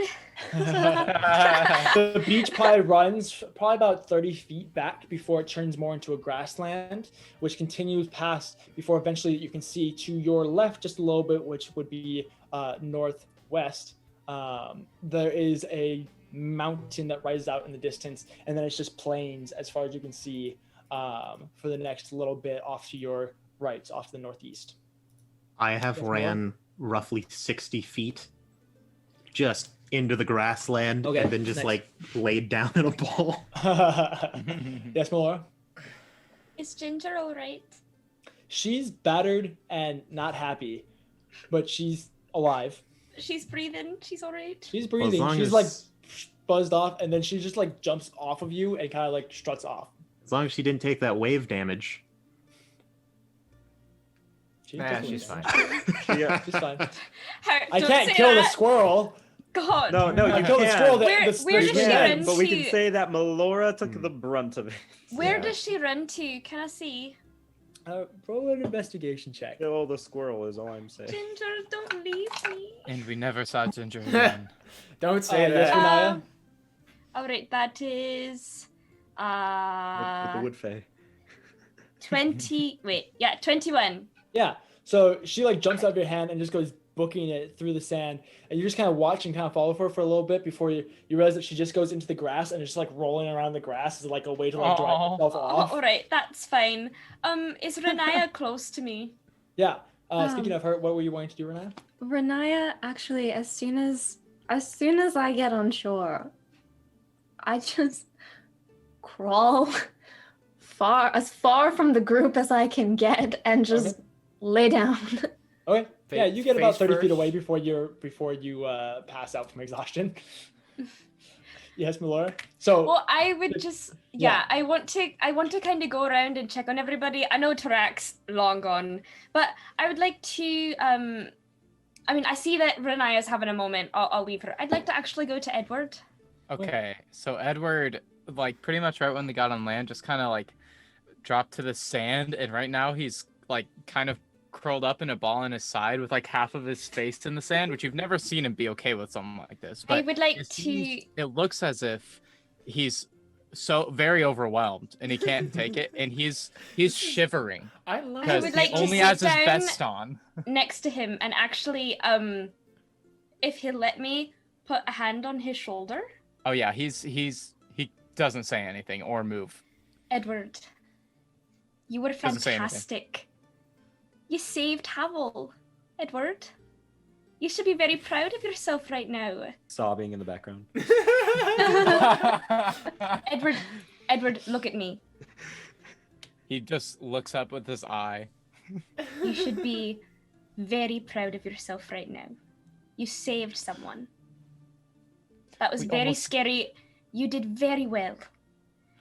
We almost died, yes, but Havel did not die because of you, Edward.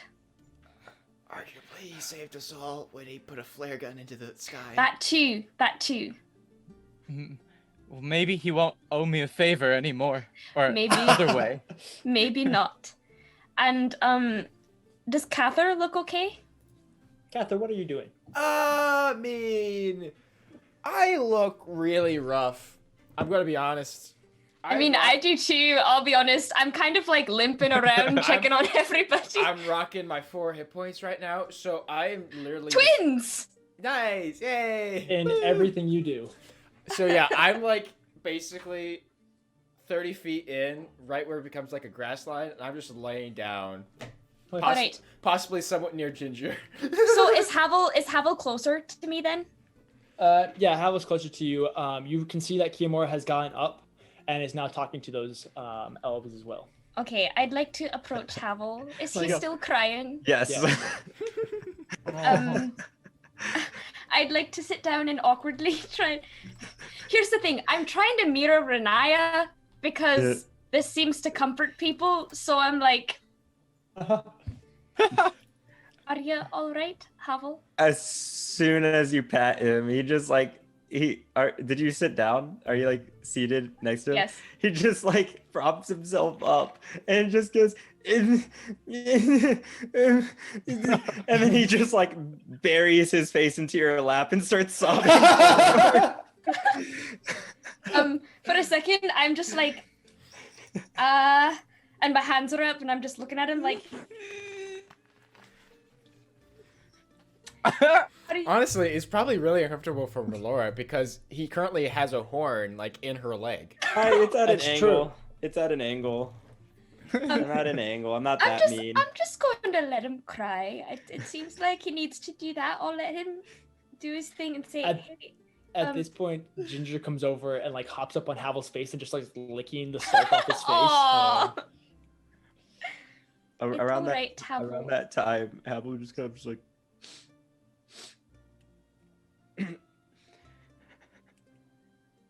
You're alright.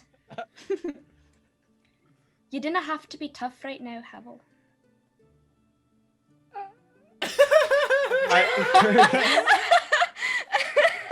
I have to say, this whole know, time I I just know. picture the two like surfer sea elves like cross-armed, like talking to each other, pointing. 100%. Like, oh, look at That's that what they've one. been doing Oh, this look whole at time. They're just standing there holding onto their boards, which are probably about 20 feet long. Just holding onto their boards and just like, yeah, no, there's long boards. Maybe more close to like 15, but still. Just holding on, and they've just been like looking at you and then like looking at each other and saying things and then like looking back at you guys and then Laughing like every looking now at and each then. other and then every once in a while they like chuckle, and now Kiamora is currently talking to them. I'm alright. Havel sits up and just goes. Thank you. You're welcome, Havel. And he like is Ginger still on like Havel's shoulder? Yeah. and Mhm. stuff. Yeah, she's just gently like moving up and down your face, just licking away at different parts of it. He just kind of sits there and just gets like 1,000-yard stare and just like softly pets Ginger. I will leave Ginger to take care of Havel. And I'd like to get up and actually check in on the sea elves really quick. Oh. Yeah, as you get up, leaving. I'm limping, Havel by the and way. Ginger. I'm not feeling very great, but I'm trying to be glue. Mom. Yeah. It's very Um, weird for her, but she feels this like overwhelming desire to do it. So she's like, "What the heck is happening right now?" Okay. So you begin making your way over to those elves and meet up with Kiamora, at which point that you approach, and they're in the middle of a conversation before Kiamora sees you coming over and says, Melora, Aye. this is Nalokas and Ladar, if I'm saying that correctly, Joyer.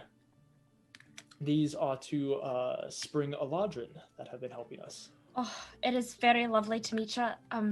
Thank you very much. I didn't think we would have made it out of there if not for you. I don't think so as well. Is there anything that we can do to repay you? Also, where are we? You know, I wish I knew the answer to that question.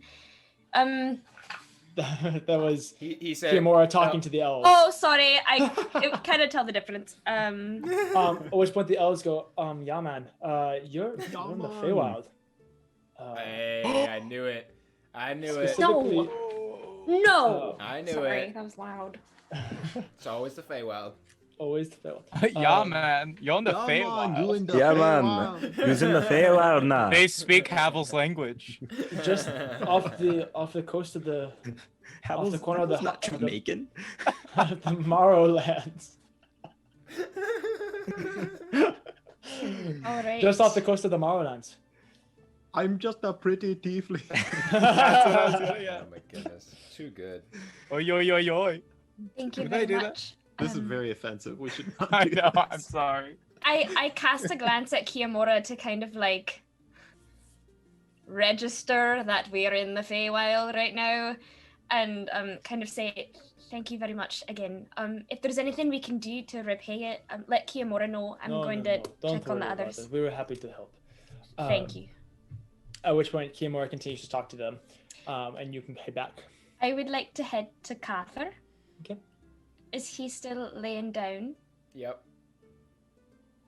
I'm just on my back, just heavy breathing, eyes shut, looking I'm towards the just sky. going to sit down.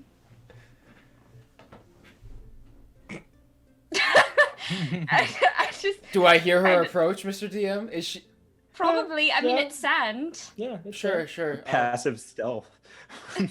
Probably very high, actually. Hi.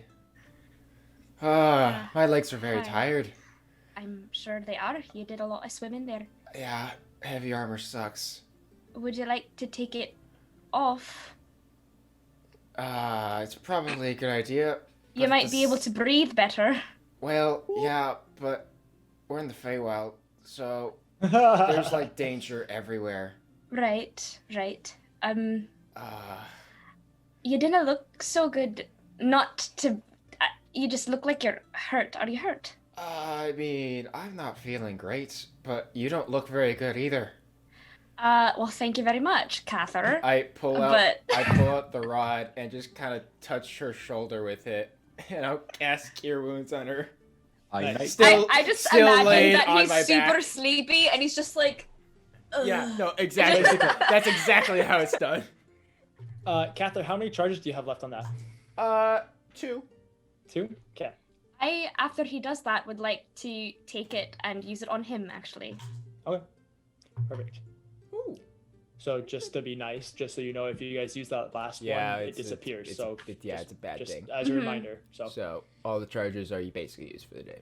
So you gain 10 hit points. Congratulations. Ooh! Okay, what do I roll to use it on you? D8 cure wounds. A d8 and... plus your wisdom. Oh, well, that's quite high, actually.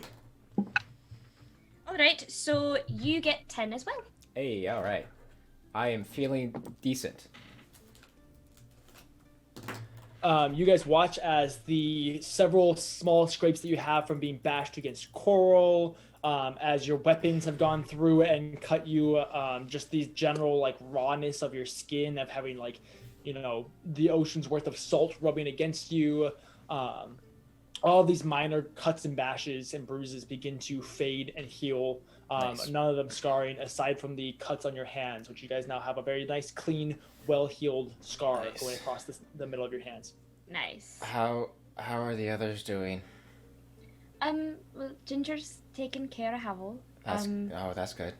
I'm about to find Tarak. Edward is Edward, but he did very well today. I'm very Yeah, proud I of mean, him, he actually. like kind of like saved all of our lives. Yeah.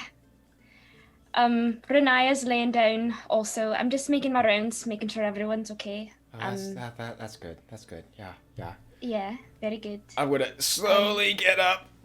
You can stay down if you have to. It's Oh, fine. it's all right. I'll just like kind of just sit up and like pull my knees in and kind of just like look around. Are there any like trees anywhere? Make a perception check. Cool. DM. Yeah. Havel has taken Ginger and just kind of held her in front of him Mhm. and like slowly kind of just laid down. She's our emotional support animal. Yeah, and Everybody's emotional support. just holding Ginger. He's just like whispers, "It's okay, we're safe now." And then Havel passes out, like just gone. Nice. I rolled a 19 on perception. Okay. Yeah, as you're looking around, first thing you notice is Kiamora bow low, and then the two Eladrin get back into the water and begin paddling away. As you look around, you can see one little cluster of trees. Roll a survival check for me, just to see if you can calculate how far away it is. Can I help him since I'm right sure. there? Yeah, go for it. Yeah, you have advantage. Okay. 19.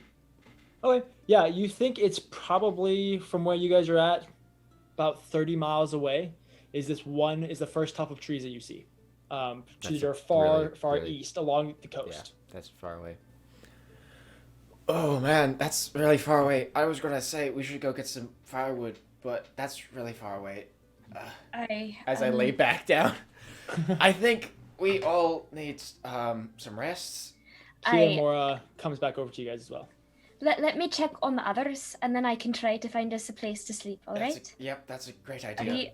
Are you gonna be okay if I just leave you here? You're fine. I'll watch him. I actually want to talk to him about some stuff. Oh, all right. Nate. Thank you. Hi, Kiamora. How are you doing? I'm okay. At which point he bamps himself with his lay on hands. I kind of look at Kiamora and say, "I'm glad you're all right," and I'd like to go to Renaya next. Okay. You go basically the farthest person away. And she's about other than 45... Tarak ran he like did go 60 feet like straight inland. She's the furthest person along the beach. And so you go farthest down, heading east towards Renaya, at which point she's just laying down in the sand. Renaya is actually now laying there holding the scarf and her symbol as close to her as she can. And is very much just sobbing right now. Roll a religion check for me. She has become one with the scarf. That's right. It is a part of her. It is. Her scarf is just her neck now, really. 19. 19. You've gone through a lot of different experiences in your life. And throughout it all, especially in recent years, there's been this constant presence in the back of your mind. Not necessarily in the back of your mind, but you always felt watched over to a certain extent, and for the first time in a long time, you can't feel that anymore. Ooh. Great. That's an oof right there. Well, I didn't want to take her hand away from her symbol. I was going to try to hold her hand. I'll do my signature move now. Hand on the shoulder. It might be a little harder than I intend, but I'm just like, hey.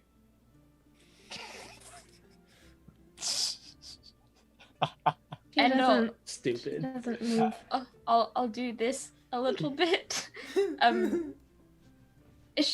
Are you still crying, Renaya? Like, Oh, 100%. Can I try to awkwardly like shift down and hug you? Will you let me? She's not moving. I very awkwardly try to like put my arms around her as she's laying down and place my head on her stomach for a second, and then I get up and I say, I'm really glad you're all right, Renaya. You really scared me today. Anyway. And I'm gonna go try to find Tarak. Yeah. It's not that hard. In the past, however long it's taken you to mother these people, Tarak has stood up and has cleared around a 15-foot radius sphere of the grassland and piled it into just a huge pile. And whereas everyone else looks tired and sad or afraid, Tarak basically looks feral. At the moment you step into the circle, he goes, Melora, I need fire starter. I need flint and steel, something, please. All right. It's probably wet if it's in my bag, huh, DM? Mm-hmm. Can I still try, but maybe have disadvantage? I have something. All right. Yeah, the nice thing about flint and steel is it doesn't necessarily have to be dry. Okay. It still creates sparks. So what would I roll for that? Survival check. Survival, yeah. Yeah. All right. Math. 13. Okay, yeah, I'll say that that's enough to get a spark going, and there's a small cinder beginning to burn. There you go. I will begin to very quickly fan the flames. Are you all right? Do you need anything else from me? I must purge and purify. They have my scent. Can I help you with that? I don't know. Do you know how? If you tell me what to do, I'm sure I could help you. Do you speak Orcish? No. In that case, no. Leave me be. All righty then. I just start sketching random Orcish words and runes into the dirt around, and just like making this weird, not exactly arcane, like group of random words and stuff. But it doesn't look great. All right. So we're currently in grassland. If we're on the grass, right? Yeah, if you're on the grass, you can see off to your left there is the mountains, and then large plains. The big thing about it is the vibrancy of this.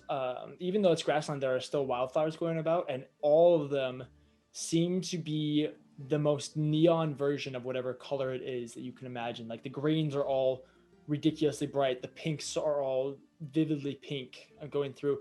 Yes. Did Renaya tell me her favorite color? Pink. Yes. Kind of pick a pink flower. Yeah, go for it. I'd like to pick a pink flower and go back to her, and I won't say anything. I'll just try to put it in between. No, like she's clutching, and I'd like to try to like put it in her hands. Okay, yeah, I'd say you'd be able to do that. And then leave her be, and secretly. I'd like so. This isn't my favorite terrain, but I'd like to try to find, like, maybe the mountains would be better, because obviously the foresty area is where the hut was. We didn't want to be anywhere near that. But I want to try to find a place where we could sleep that at least makes us feel safe, whether or not we are. Right. Like, do you know what I mean? Check. With, like, partial cover or something? I was going to say, secretly, Renaya hates flowers. Right. Oh, no, Renaya's just allergic. Oh, no. That's true. 19. Okay.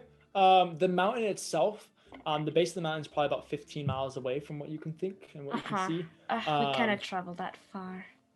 And it's hard to tell. Otherwise, it's basically just the grass and the plains. You're not really feeling like there's a whole lot of other places that you could. All right, but do I feel? Are there like birds about? Like, do I feel like I need to hide? As you're looking about, you can see that there's a variety of different wildlife around you. It seems like there are different bugs that are just kind of floating about. Some of them glowing, some of them not. As you're kind of going through the grass, it's pretty tall. It's probably about a foot tall, just like midway up your calf. And as you go through, there are a variety of different, very colorful animals that are going through. The most noticeable is this very vivid purple snake with these green diamonds along its backside that hisses at you, at which point you take a couple steps back before it slithers off into the grass further.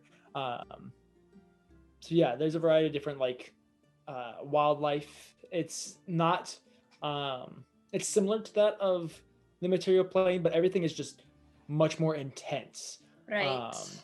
Almost to the point that as you're like adjusting to it, your senses are beginning to get tired of having to take in so much at one time. All right, I'll go back. What? And is Kiyomura still? Oh, he's talking to Cather. I didn't want to interrupt that. I'll just sit down. I'll leave Ginger with Havel. It seems like he needs her right now. Okay. But I'll just sit down and kind of take that moment to be like, all right, I feel better now that Cather helped me, but I still didn't feel great. Mm-hmm. While this has all been going on, Kiyomura has been talking to you, Cather. He had laid on hands himself before sitting down next to you and said, so, we should probably figure out where we're going. I talked to the Eladrin, and we have a couple different options. There's a city a few days away, an elven city. There is also this lands called they're called the Morrow lands. It is a swamp, basically, from what I understand. And in prying with them about a witch or a hag, they said that was the likely area that they would be in. Towards the city? No, in the Morrowlands. And he points out east towards the forest that you were pointing at. Oh, wonderful. So, if we want to go after her, then we'll probably need to go that way. If we want refuge, though, we can go to the city. Otherwise, the mountains are over there as well. We could try to find our way through there. Right. Well, personally, we came here to go after the witch. So I'd say if the swamp is our best bet, then that's where we need to go. I don't know how the others are feeling about it, to be honest. Everyone seems a bit shaken up. I think we need to take a day at least to recover. Relax, hang out, heal, feel slightly better about ourselves. What do you know of the Feywild? Not a lot. Mr. DM, what do I know about the Feywild? You know that it's a mirror plane. Yeah. And so... No, Kiyomura's dad! You know that it's a mirror plane. You know that because it's a mirror plane, the geography is relatively similar to that of the material plane, with varying details that differ between the two. They're not exact copies of each other, but if there's a mountain in the material plane, there's probably going to be a mountain in the Feywilds to a certain extent. That could be a volcano instead, or it could be a large moving statue or something like that, but some large geographical feature, they're similar. You also know that this is the home of most Fey creatures, and they usually come through here. You know that there are potential for planar portals. You, as a moon elf, happen to know that there is. You had never gone there, but you do have a sacred space that is specifically a Fey portal that will lead you to the Feywild. You had never been there. You had no reason to go there, but you knew that there were certain ceremonies that your elders would go out there. Usually they'd be gone for about 2 weeks at a time when they did that. And so there's a variety of different portals that on the material plane that lead to this. Other than that, you're not really sure what exactly goes on with it. The last time that you were in a similar landscape was when you were in Melisina's hut, and when you guys returned, it was a few days later. So you could make the assumption that there is some sort of time warpage, but you're not really sure what it is or how much or to what extent. Right. But yeah, that's about what you know of the Feywild.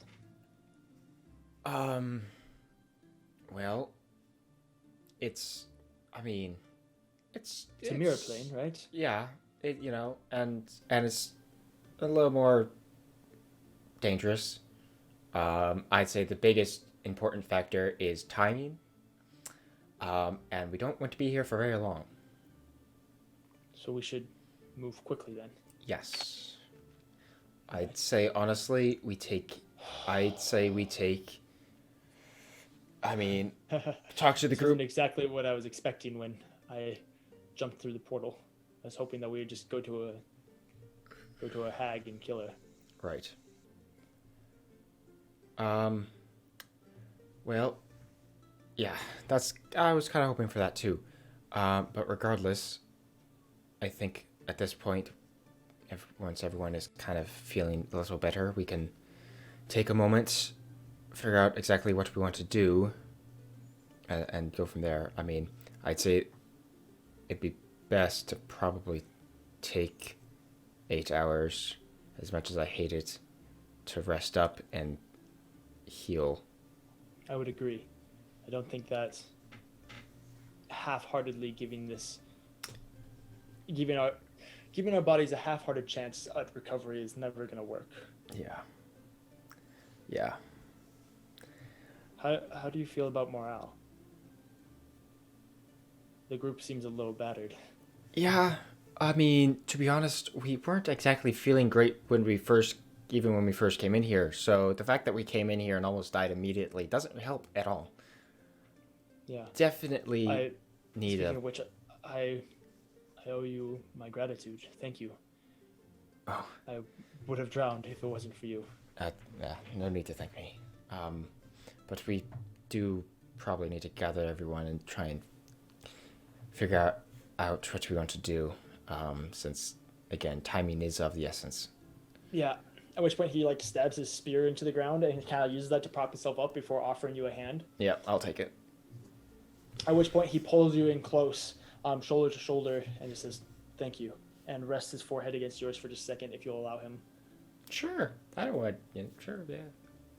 Before stepping back, nodding, and then heading over to Renaya.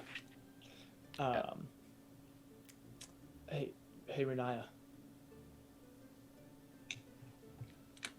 Is it okay if I just pick you up? And she'll start to lift herself up. He'll kind of just look at you and then just with one single finger, try not to pry or anything like that, just kind of touch your shoulder and give you 2 hit points of lay on hands. You seem a little rough. Do you know how to swim? Yeah. Well, good. I'm sure it would have been much worse if you didn't. Doesn't really matter though. Hey, man, the ocean is hard. My home borders the ocean, and so I remember spending many vacation days going to the beach. There was one time I swam out too far, and a wave caught me, and it took 3 guards coming to get me to pull me back out of the ocean. It's no joke, man. So yeah, don't feel bad. It's not like fighting a hurricane makes things easier. Which is a good point. It's been pouring this whole time. Oh, so it's raining. Yeah. Well, I guess that gets the salt out of the hair. That's Yeah. nice, I guess. Thankfully for the big pile of grass, you're able to get a good char going on the deeper portion of it, so it's not soaked or anything like that. But yeah, it's having a hard time thriving. But yeah, he says that, and then just says, "We're gonna try and form a battle plan if you want to come over and join us. I think we're gonna meet over by the fire." Yeah, okay. And she's gonna kind of take a moment to just... Yeah. And she'll head over. Right. At which point he'll go over to Havel and just pick Havel up. Yeah, Havel doesn't do anything. He And then just lets it. set him down. Actually, as soon as he sets him down, he sets him down, and Havel immediately props himself up and just starts flailing lightly. And Whoa. You're out of the ocean. You're good. Okay. Okay. Okay. Ginger's still on your stomach, by the way. Not anymore. Yeah, no, you just made her like want to leave. Fling! But where? So, never mind. Cather, what are you doing? Well, if Kiyomura is getting Renaya and Havel, I suppose I'll go over and get Edward. Okay, Edward's made progress. That's he's, good. he's now, he still has sand all over his face. He hasn't wiped it off. His legs are kind of in front of him, but like knees bent a little bit. And he's holding, he's got Igor's the old leather jacket that's kind of tattered around himself. And he's holding his arms together pretty tightly. And he's still shivering. I'll kind of looking down. I'll just sort of kneel down next to him and be like, Edward, we're trying to collect ourselves over by the fire. If you want to join us, we're trying to figure out what we want to do next. The fire would be really nice. I'll kind of just try and help him up a little bit, and I'll follow you. I'll take my cloak off and wrap it around him. Oh, thank you. That doesn't help a whole lot as the cloak's soaking wet. Well, yeah, but but it it's is just another layer. it's just more layers. Yeah. It's the comfort. Yeah, exactly. And Sure, try- Edward follows. Yeah, make our way over. Okay, Melora, what were you gonna do?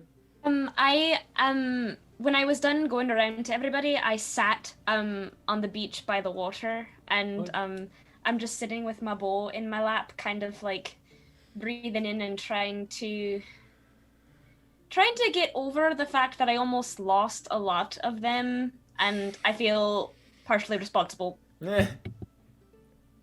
We're all partially responsible. Renaya, what are you gonna do? Anything? Yeah, as everybody's starting to gather around, Renaya is making sure to stay enough so that she can hear what's going on, but is keeping a distance. Over by the fire, it's gotten much weirder. Oh, good. You see that Tarak has fashioned himself a small crown out of the grasslands, and has carved words into himself, and occasionally just throws blood into the fire and like around in the dirt and stuff. You can hear him mumbling a real slow like Vadokan Flo Poshat Val Agrar, and just like saying random things and kind of like doing this weird dance around the fire. It's weird. It's a bad time. So while Edward that's just stands looking down, I suppose, just not even, almost a little annoyed that he can't get closer, but he doesn't say anything. Yeah, it's pouring rain, right? Yeah, it's pouring rain.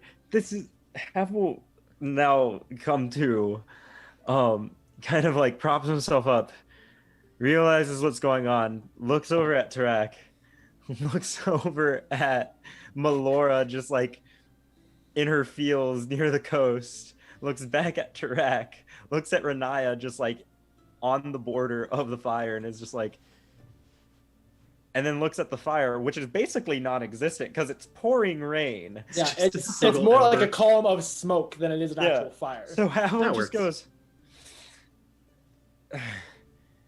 this is absolutely pointless. And he just stands up and is just like, what are we doing? And he starts trudging at 1 HP, just trudging his way towards the tree line. Okay. This is going great. Renaya's gonna see Havel storming off and is going to do a healing word for him. Okay. Ooh, 4 plus 3, that's 7. Ooh, 7 HP, all the way up to 8 bad boys. Yay. So 6 of us, 5 of us, I suppose, are kind of standing awkwardly in a little huddle, Renaya being the furthest one from us. And then Havel and Melora are out, Havel trudging towards the coastline, or towards the forest 30 miles away, and Melora on the coastline. Do I see? I see Melora, or we're like sitting by the coast. Okay, yeah, I'll go over there too. You know what? Renaya's gonna follow after Havel. Oh, Yeah! You never split the party. So, okay, for just a second. Renaya has never tried to split the party. It is all those two lovebirds wherever they are around me. Okay. With the lovebirds also split off and everybody in disarray. We're gonna take our break actually.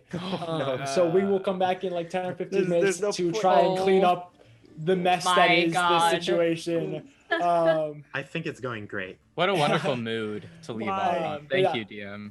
I'm trying my best. So we'll be back in like 10 or 15 minutes. Don't go away. All right. Have fun, guys. All right. So we are back. Where we left off, everyone was depressed and going away. Tarak was committing satanic rituals. Renaya and Havel had boogered on out of there. Melora and Cather were having a love moment at the beach. And Edward was just kind of by himself. Who wants to go first? Nose goes. I think Renaya and Havel should go first. Okay. Because I want to see that first.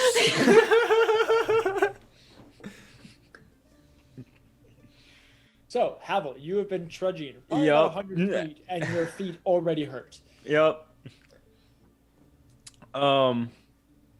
Havel makes it probably like 50 more feet. And then like trips. And then just kind of like lands on his hands and knees. And just kind of sitting there. Just kind of stares up at the sky.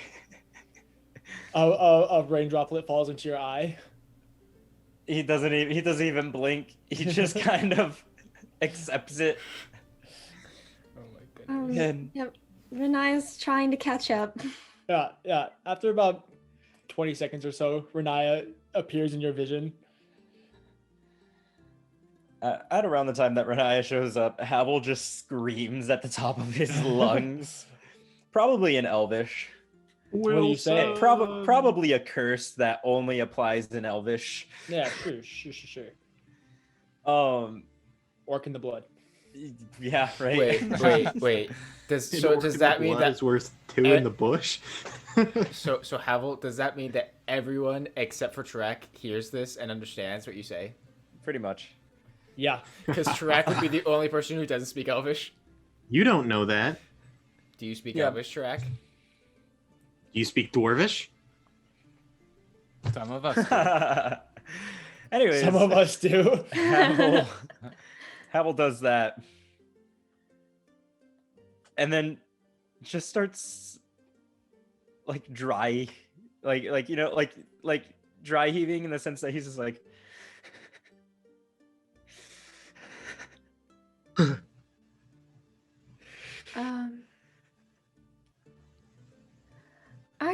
I haven't spent a lot of time with you, so I don't really know what the right thing to do here is. That's fair. That's fair. It's okay. I think we need to stick together right now. Okay. That means not storming off and also not pricking your finger immediately and trying to jump into a portal. Don't give me that. Don't give me that. And like Havel just kind of like looks at you and goes, You were just as ready to jump in as the rest of us. I was going to wait until somebody said something, we came up with a plan, and then you went for it, and I wasn't going to let you do that alone.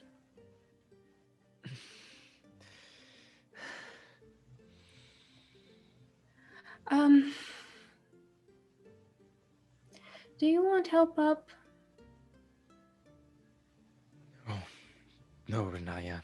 No, I don't. I don't want help up. I don't want help up.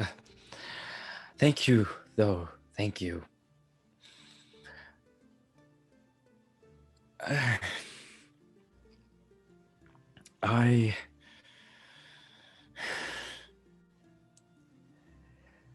I've come to realize a few things. And you know what? You know what? This is fine. This is fine. I suppose this is what I asked for. This is fine. I don't know what you're talking about. Yeah, no, that's. Abel stands up, kind of like shakily. He goes, Renaya,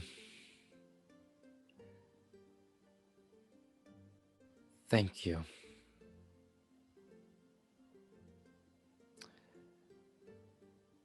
Thank you. And I haven't done anything. I feel like you've done more than you know. Now, to the group, right? Yeah. To the group. And Havel just kind of like starts slowly making his way, exhausted, to the group. You guys slowly return. While that's been going on, Catherine Melora, what have you guys been talking about? Well, my eyes are closed. I'm like sitting crisscross and just kind of like holding my bow and closing my eyes. When I come over, I'm gonna be honest. It's not very subtle because I'm still wearing my armor. Even if I wanted to be subtle, it wouldn't be here. I tell you what. Ooh, hey, that's almost decent. That's a whole 14 on stealth. Well, my passive perception is 16. Yeah, I figured. So, yeah. But I'll give it to you. You'll pretend not to notice me. It's fine. Mm-hmm. I'll just kind of walk over and I'll just sit down next to her. Does it look like she's saying something to herself, perhaps? I'm not saying something to myself, but I do have a tear down my cheek. Oof. I'll just kind of quietly say, you know, you did pretty good. I'm not gonna lie. For someone who is not a mother, you did do a good job of making sure everyone was all right. I don't know what I'm doing. That's, yeah. None of us do. And while our actions were certainly rash, we made them. And now we're here, and we're gonna have to keep going forward if we want to go backwards. I could have lost Renaya if you hadn't been there to heal her. Yeah. And I could have lost... we all could have died. I'm just gonna say it. We all could have. Honestly. The fact is, only you and Edward were able to really do something. But I say that's good on ya. That's good. I say good on all of us, really. I wouldn't say it's good on me if I was one of the only ones to be alright. That would mean, if I had gone wrong, living with the fact that the rest of you are dead. But see, that didn't happen. Because of you. Because you were alright, you helped us. And because of that, we are alright.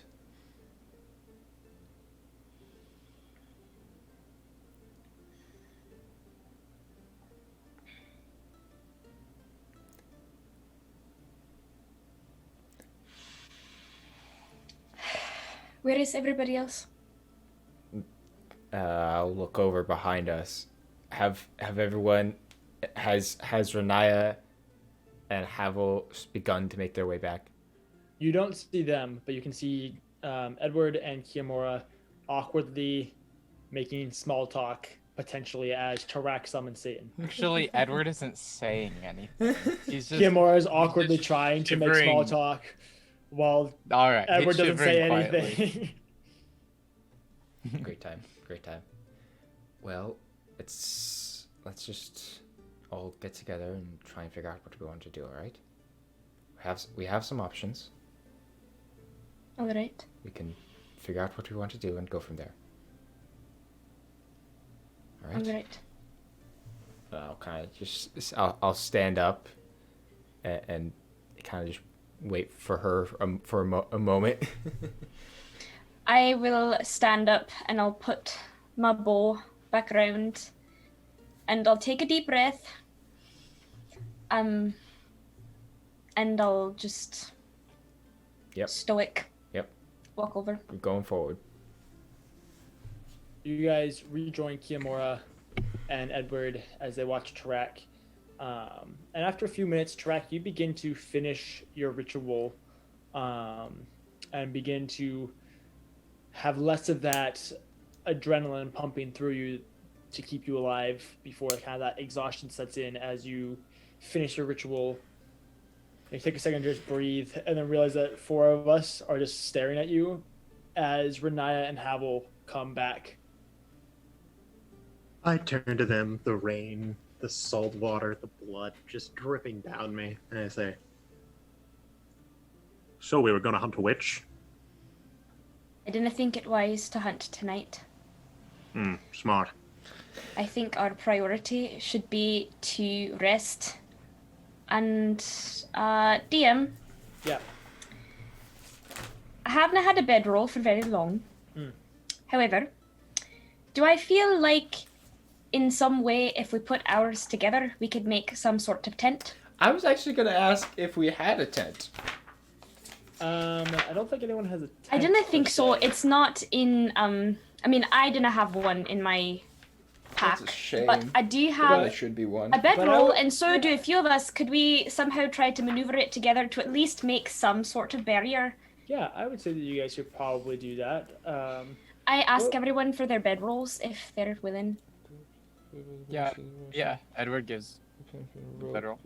I just have a blanket. That's all right. Anything will help. Yeah. I don't think I have any of that, but if I Pretty do, sure we bought. I mean, well, we Catherine and I bought bought You quite a bought- few blankets and bedrolls. 5. Yeah, you bought five blankets and 3 bedrolls, So Aye, yeah. so and then half of I you guys didn't- had them beforehand. so I'd imagine Tarak has one now. Yeah, so you guys if would I have, have one, about. I'll give it to you. We'd have, Let's see, the like, 2 of you would have one. The 2 of you would 7, have one. right? 2, 4. Kimor has one. You'd have 8 bedrolls. Okay. I would like Bedrolls, to yeah. start working on trying to.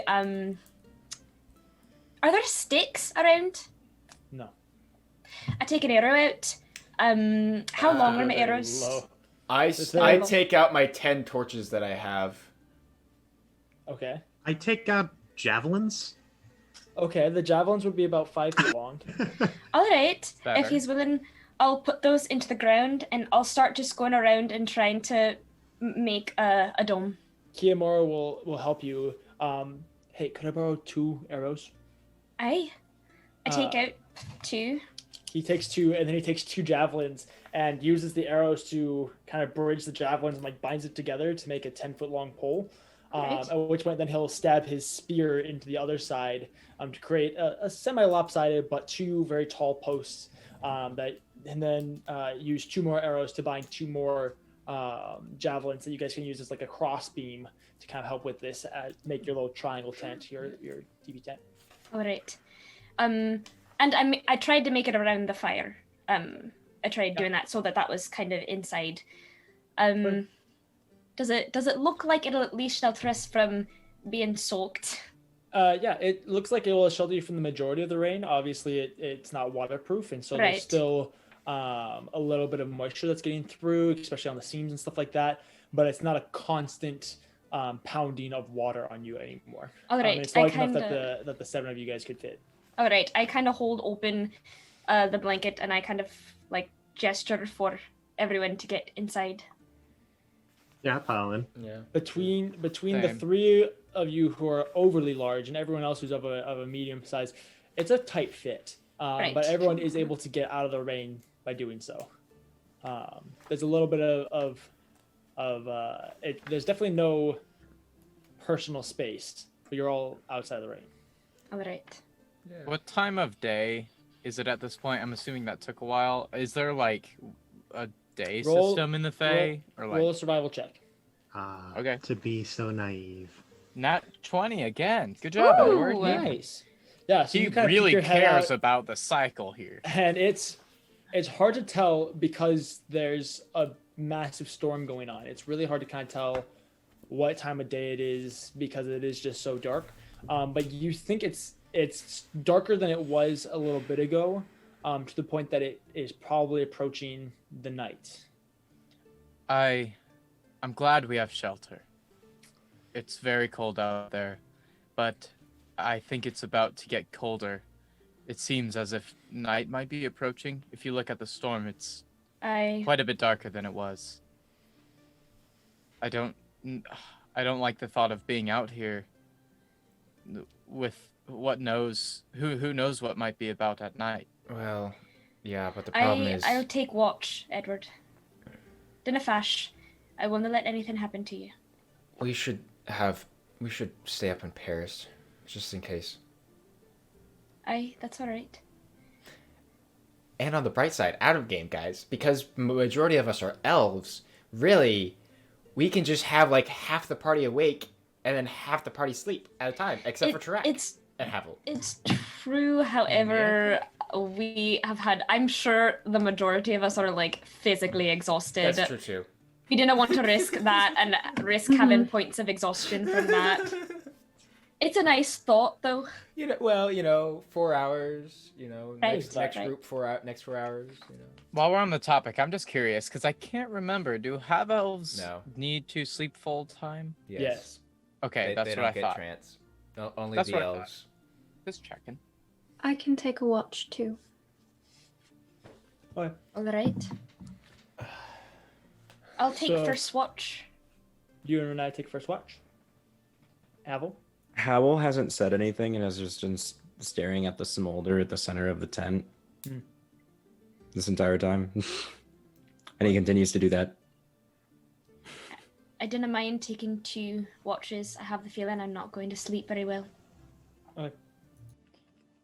So, the rest of you all begin to try and find rest, except for Havel. I'm already out. I'm gone. The 3 of you that are awake sit there quietly, not really saying anything for at least the first little bit.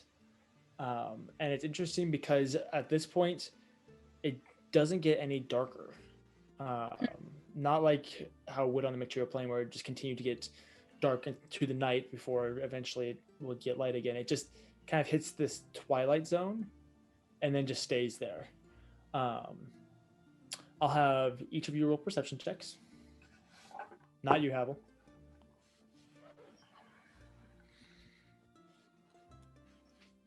Not very good. 13. 13? 10. Okay. Yeah. So you guys try and keep an eye out, but both of you aren't sleeping almost out of a fear for what will come in the night, but that doesn't overtake your body's natural need for sleep, especially you, Renaya. And so it's hard to stay focused on what's going on around you and what needs to be seen. But after a little bit, your guys' internal clocks realize that it's probably been about 4 hours or so, and that it'd be time for the next person's watch. I'll wake Cather. Okay. I'm awake and wide. Renaya, before Melora does that, Renaya goes to start to say something, but then just stops. Alright. I tried to wake up Cather gently. Like, I'm not trying to be like, wake up! I'm like... Yeah. like... Real quick, Mr. DM. So, did 4 hours actually pass?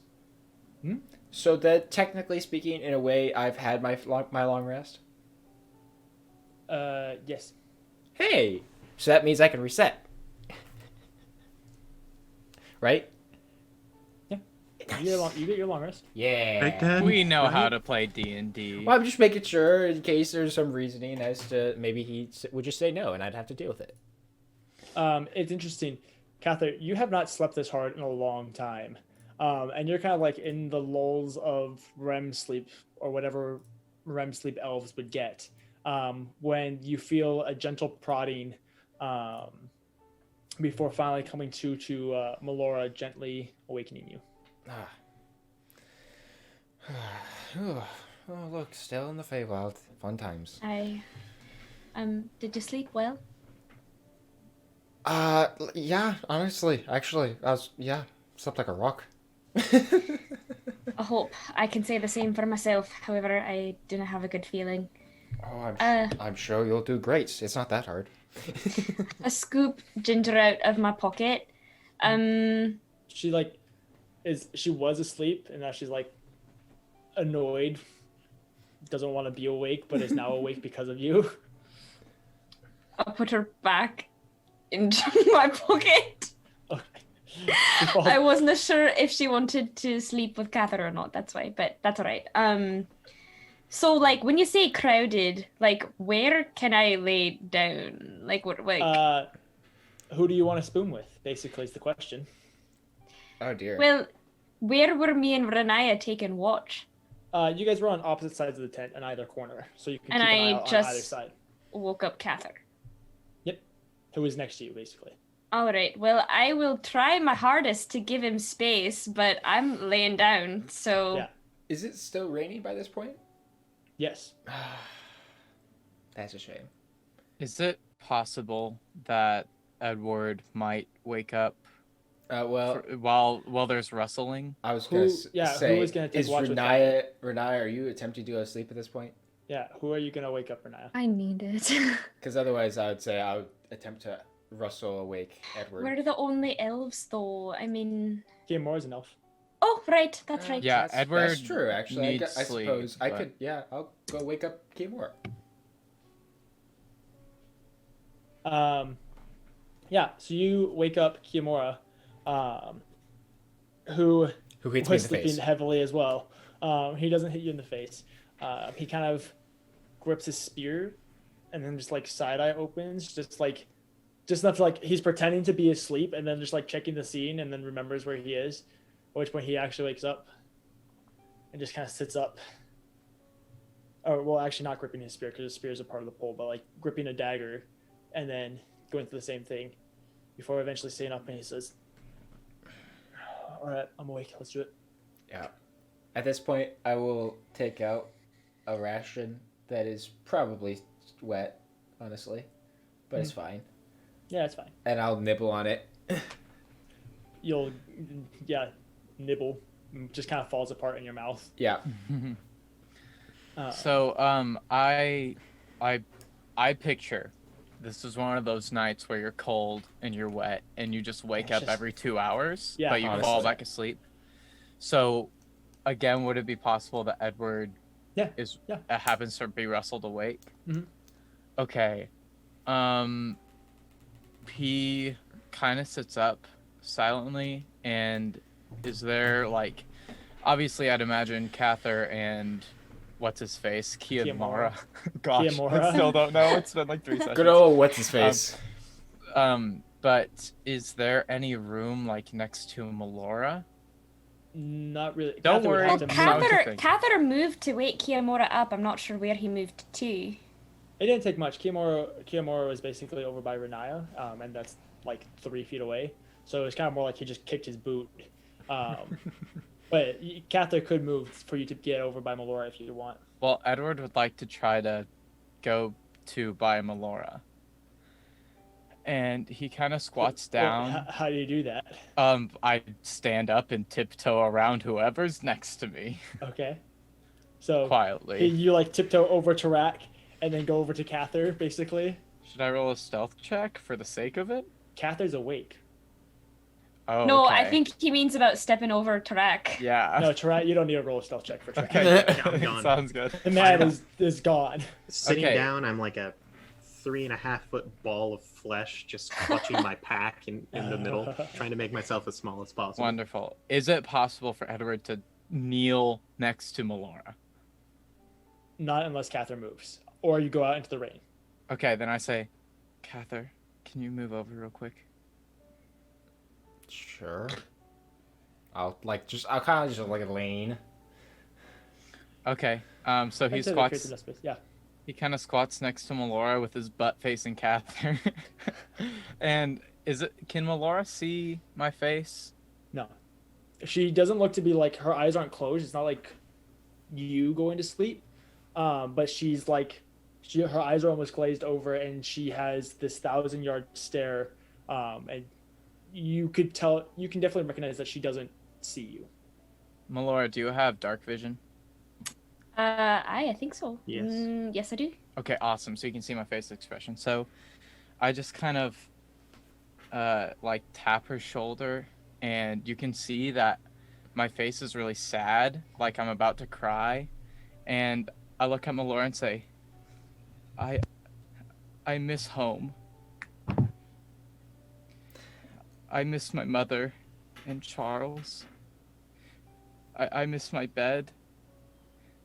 I just don't know what to do. And he starts So- crying.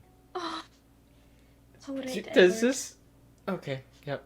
You're right next to this. Yeah. Kathy, I hear and see all of this. Aghast. And he's crying real silently too. Like the kind of like when kids go to the parents' bed and it's like they're scared Mom, from a I threw bad dream or up. something. Yeah. Can I put my hand on Edward's shoulder? Sure. Yeah, you have to kind of like reach around as his butt is like facing you. Signature move. I put my hand on his arm and I say, "It's all right, Edward. You're doing so well." I can't sleep well. Oh, Right? dear. We're stuck here. What if we It's don't alright. make it? Well, I didn't want you to fash about that. All right? You have a few people here that will not let anything happen to you. Can I stay by you tonight, please? I look at Cather.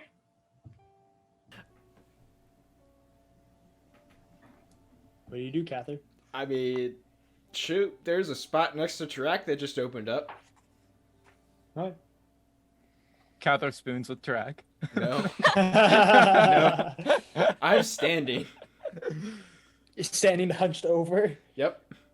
I kind of I give a glance to Cather that's kind of like that, like Melora is like all right with this but kind of scared because she doesn't know how to help him, and so she's kind of just like At is this that point, all right with you? Kiyomura will stand up and be like, "Here, I want this spot anyway," and go like awkwardly like shuffle past you and sit down by Tarak, allowing you to go sit by Renaya. Right. Edward silently sits down and kind of like holds his knees in a ball and just kind of leans over, crying on Melora's shoulder, trying to fall asleep again.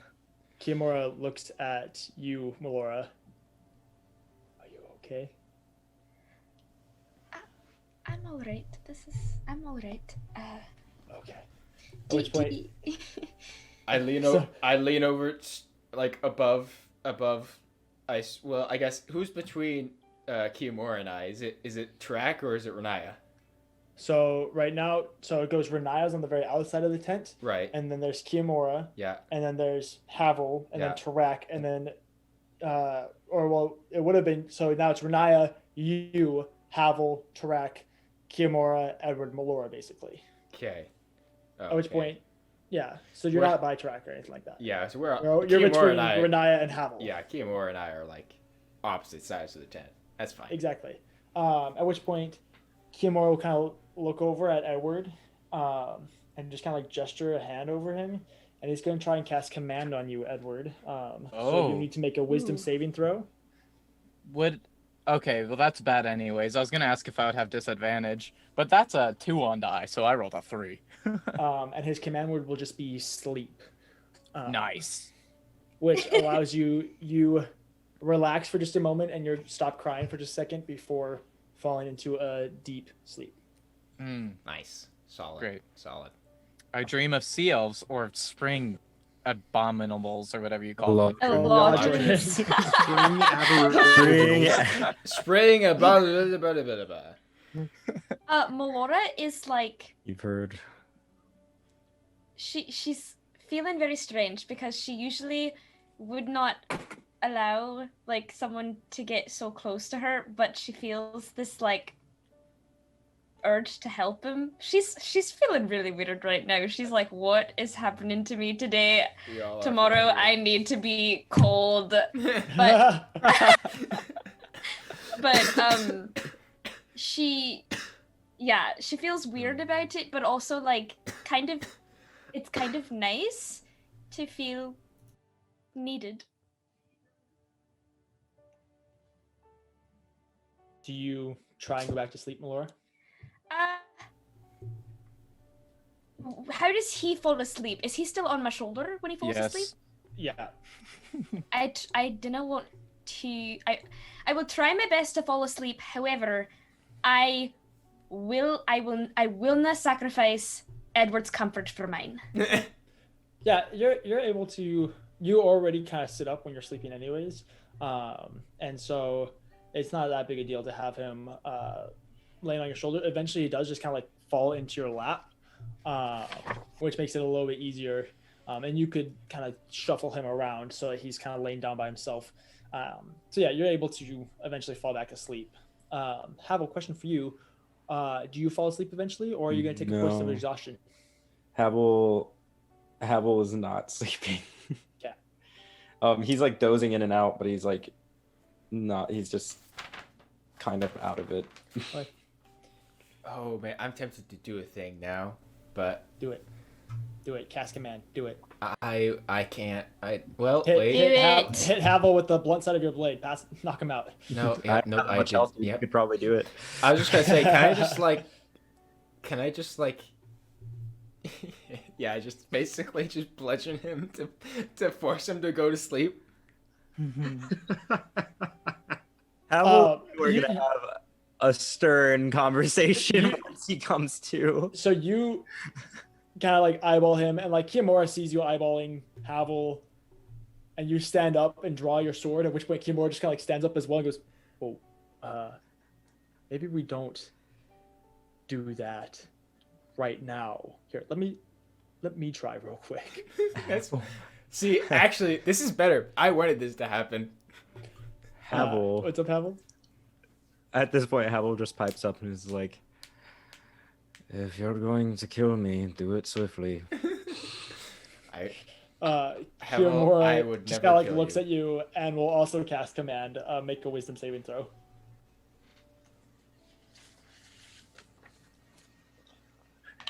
Now, for any rules lawyers out there, I do want to Jesus say, Christ. yes, No. I have Fey ancestry, so I can't go to sleep by magic. But let's say that was just a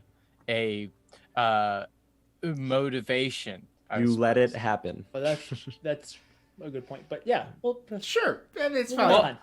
Let's move He, on. he was It's fine. already tired. Like, Exactly. He was gonna fall asleep I anyway. was trying I to wasn't sleep. gonna say anything. Yeah, Magical, not magical.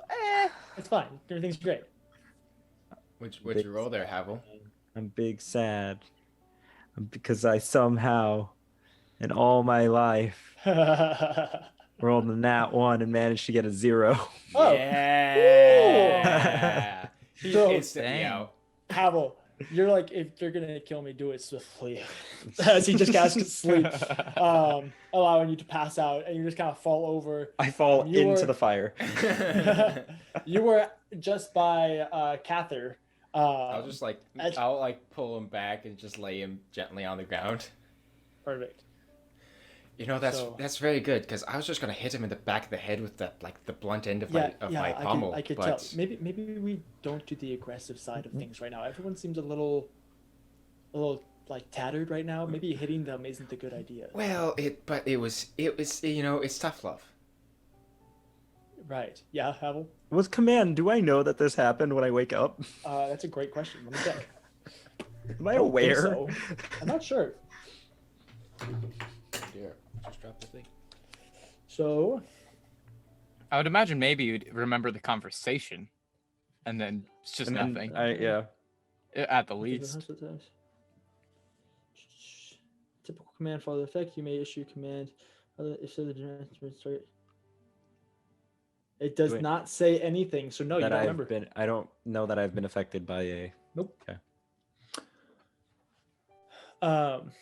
Yeah, maybe we don't like tough love is great, but sometimes just love is kind of the way to go.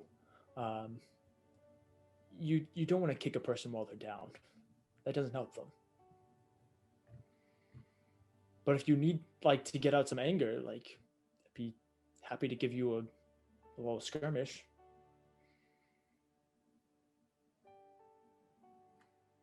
Like, friend, I don't even have my spear. It'd just be one-on-one, sword versus sword.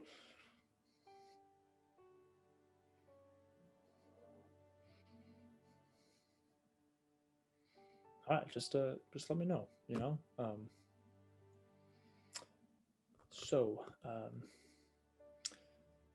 Everything. It's great, right? Everything just kind of went to crap, didn't it?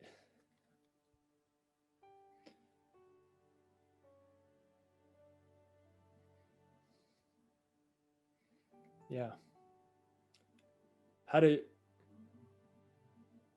you feel about this? With actually, better question.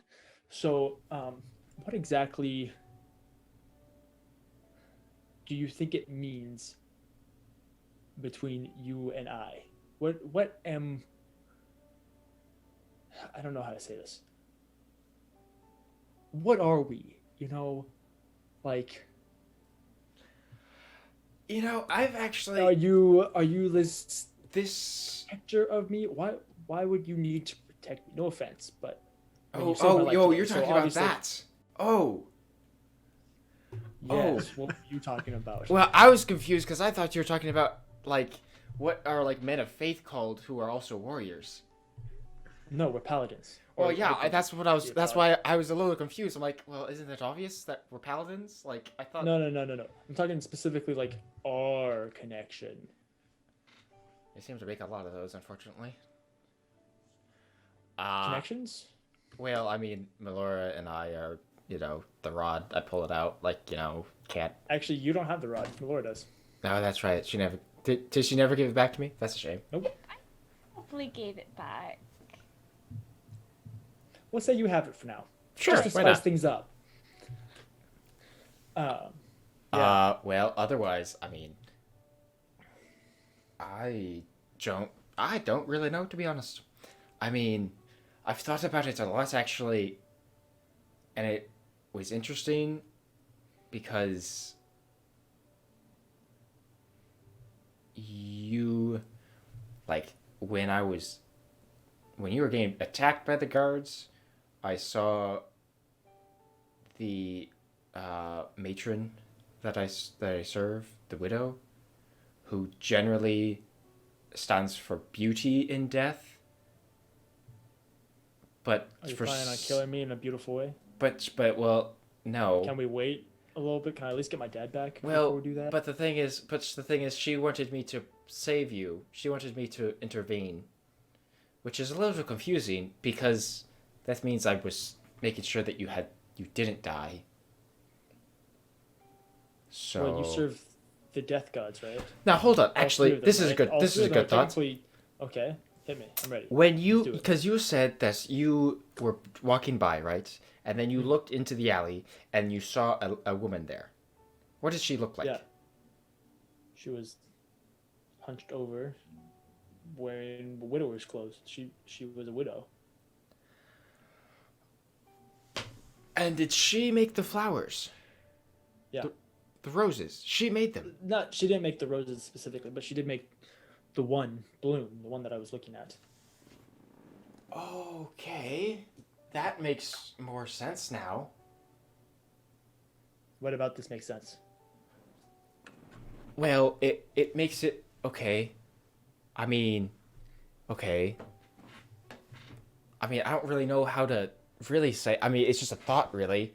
But, like, she made the rose, and you were there, and she kind of got you interested in going over there, which then allowed you to be there looking at the flowers when I came by with Melora. Which caused you to see me. Which caused me to see you, and you were there with the flower, and then the widow was there. I could see her. When the guard showed up. And then. So. So. Everything was. Wait a second. Wait a second. prearranged. Wait a second. You saw the widow. I saw a widow, yes. Melora didn't see the widow. Oh my goodness. When did she not see the? Okay. Which widow did she not see? Any of them? Okay, look. The widow that you saw, I am confident is the widow who I serve, who is a god. Yes. Got it. Okay. But the thing is, you saw her, and I saw her when I was trying to follow her when she led me to you. But the thing is, it's not uncommon for the gods to show themselves to their followers. right? But I don't follow the widow or Right. whoever she is. Which is the interesting part, because like Melora didn't see her, or any of the three of them. So, but you saw one of them, which is important. So she guided me. So basically, we can determine that this is all predestined or something. Maybe not predestined, but planned by them. Yeah, yep. I'm gonna go with that. I'm gonna say the fates. Yep. That fate guided you. I'm gonna say the fate guided both of us. But I guess I was the one looking out for it, and you just, were. Well, I'm thankful that it led me to you. Yeah. I'll be honest. I'm selfish in my endeavors. I mean, I wouldn't quite say that. You did help Well, I am. a catacomb, cavern, cave full of people. Well, that was because it was right. But I'm selfish in helping you. I'm hoping that I can gain your favor and hope that you can help me find my dad, find my father. Or at least that you'll owe me enough that your honor would allow you to help me. I mean, I'm going to be honest. As soon as we kill the witch, I was going to try and do what I could to help you anyway, assuming that Melora didn't want to go somewhere else. Yeah, that's fair. So you guys just can't leave each other then, right? I mean, not really. And I kind of feel bad because I feel like I've been dragging her along everywhere.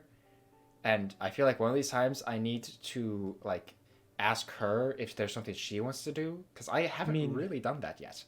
Relationships shouldn't be one-sided by any means. No, Yeah. you should be taking care of her needs as well. Like if she's feeling like homesick, then you should indulge her in that. Especially in your situation where you literally can't leave each other. Yeah, it's I feel terrible. That really sucks. Yeah. Actually, I might have something that can help you with that. It has nothing to do with the the things on your arms, but here. And he kind of goes to his bag and he pulls out basically these two balls of what looks like dirt and leaves. These they're connected. He pulls two sets of them, and basically they allow you to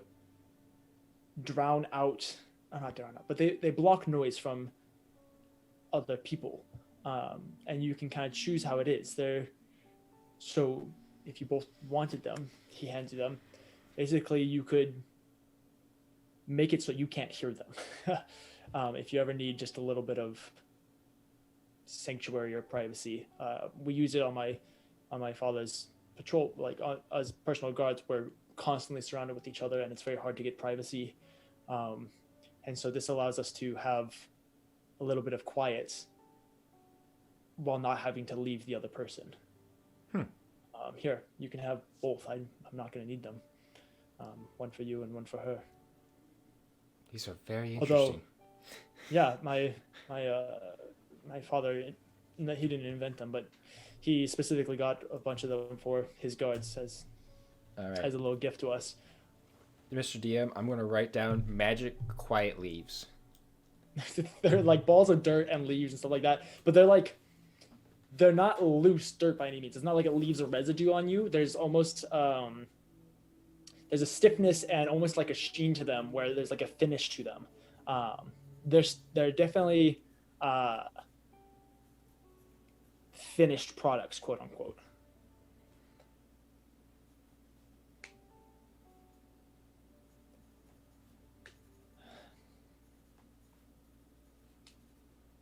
Yeah. Trek has begun to talk in his sleep. Oh yeah. It kind of mumbles at first, and then you hear him go, 1 Ash, 2 Shun, 3 Gok, That's adorable. Oh no. 5 You gotta practice Croc. your common. 6 Dior, 7 Yet, Wow. 8. I can keep going. We But- believe you. Wait, Once I I get missed it. 1 What through was- 10, What was 6? I missed it.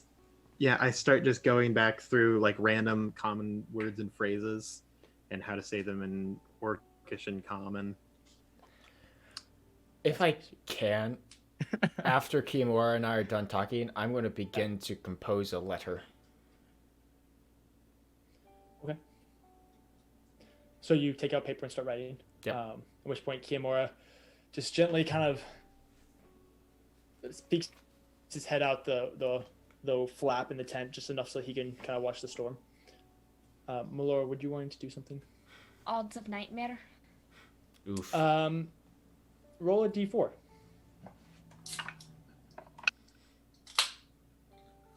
Three. Yeah, you definitely don't sleep well, but you're not having a nightmare per se. Okay. It's more you're just tossing and turning and struggling to find a restful sleep. Right. Cather, let's roll perception checks. Sure.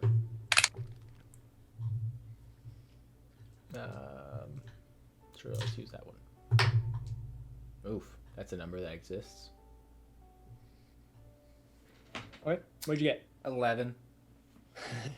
Kiyomura got a 4. Nice. Nice. Cool. Go ahead and roll a d8 for me, Drew. Sure. I would love nothing more. 1. 1. So, you guys begin to kind of settle back in, the conversation dying, Tarak every once in a while saying something in his sleep. Everyone is, in general, just kind of tossing and turning. Renaya seems to be having a really rough time, specifically. But you go through and the rest of our watch ends. The storm continues. As it's interesting, about an hour before our our watch ends, it begins to actually intensify for just a moment. Not for just a moment, but it just intensifies. And the winds begin to pick up even further to the point that it's probably 35-mile-an-hour winds, pelting rain. It's not a great time.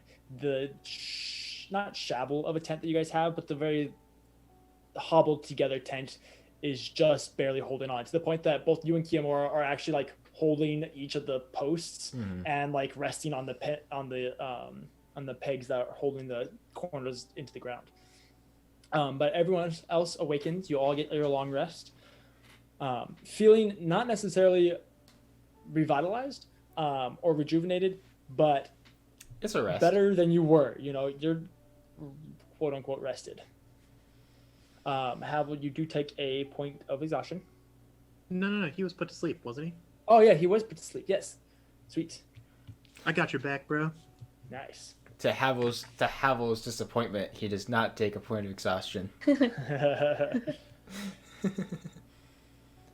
But want to you go to all sleep. awaken to the howling winds and the pelting rain.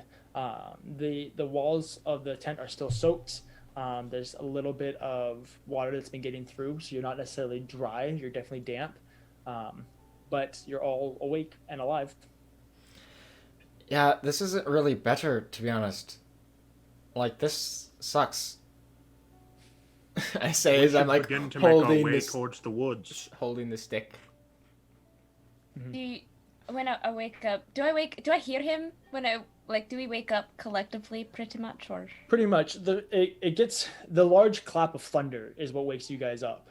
At which point you all kind of get shockingly wake up, and then immediately hear the howling winds and the pelting rain, and Cather just yell, "This isn't any better!" I'm sorry. I was just thinking a tent might be nice, but maybe we should get moving.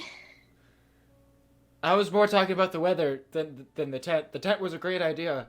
It's just the weather just hates us, really. All right, thank you. Yes, I hate the weather too. Right.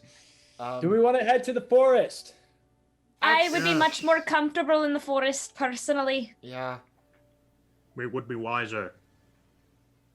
All right, we should probably grab our stuff and move then. I recommend with the wind that we stay linked together.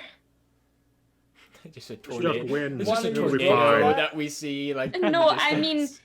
Or I mean, it's gonna push on us. If we want to travel together, it may be good to have a partner at least. Edward is pretty light. I agree with Melora. all right, everybody, buddy up. I'll take Ginger. Ginger can go to Kiamura if she wants. That's Oh, awesome. I am How not much going my to brother? stop her. And like tucks her into his jacket. Oh my goodness. You and me, fighting for life. And it starts like trudging through. Yeah. After we get the tent taken down. Yeah. Oh my goodness. So Edward, I think Edward would actually try to stick close to Tarak. Yeah, I'm that's- literally by partnering. I'm just carrying him like a cat. Oh, I don't know if he'd like that, but I think he would.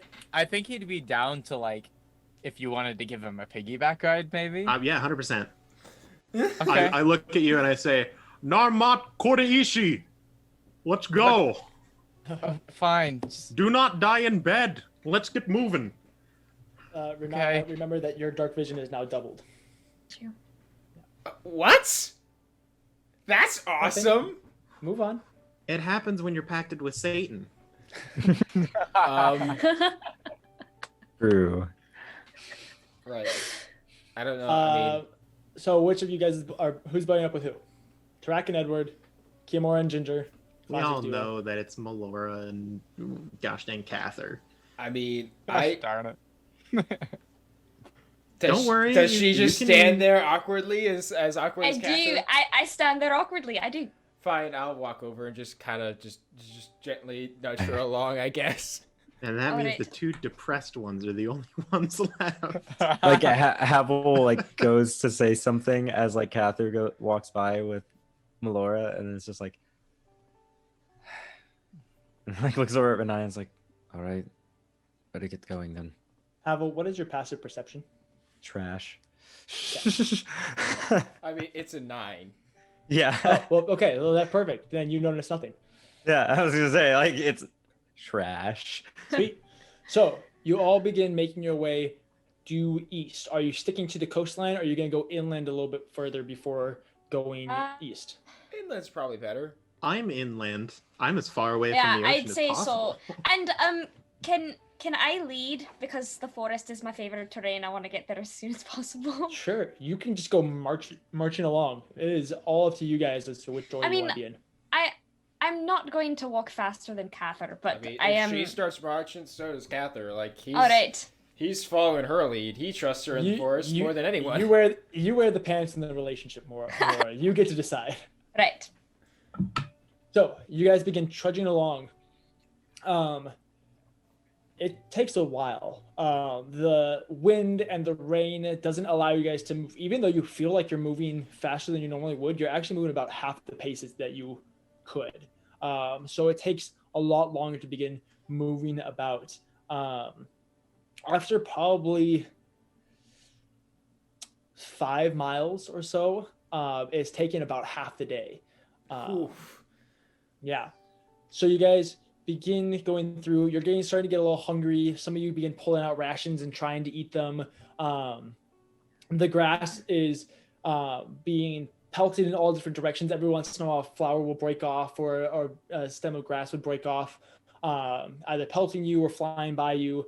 And as you guys kind of reach this midway point, the storm again intensifies even further, going to probably about 45 to 50 mile an hour winds, to the point that you guys are literally like clutching your sides and holding your coats up above your face so as to not get pelted with the rain or whatever debris is flying through. I'm going to need you guys to, I'll need a group constitution check. Hey. I love the imagery of Edward just clinging to Tarak's back. Tarak is the one walking, and you're just like holding his side on the opposite side of the wall of the wind, and you're just like holding on to him, like I love using that. him as a windshield almost. Do I get advantage for that? Half cover or something? Yeah, sure. Is that how that works? I'll give you advantage on your saving throw. By the way, it's a saving throw, not a check. Oh, all right. Good to know. That'll be an 18 from me. Okay. 16 for me. Okay. 30, 20. Nice. 15. Okay. 13. Okay. 8. Ooh, that was a spiral. So This is what happens when you roll a 6.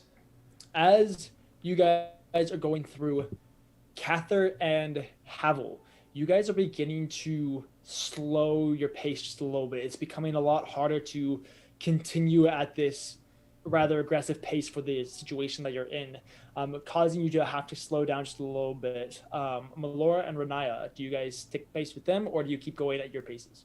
Can I just grab Cather's arm to try to make him go faster? All right, I just do that. I see him slowing down, and I just grab it, and I'm just... Would that theoretically give me advantage?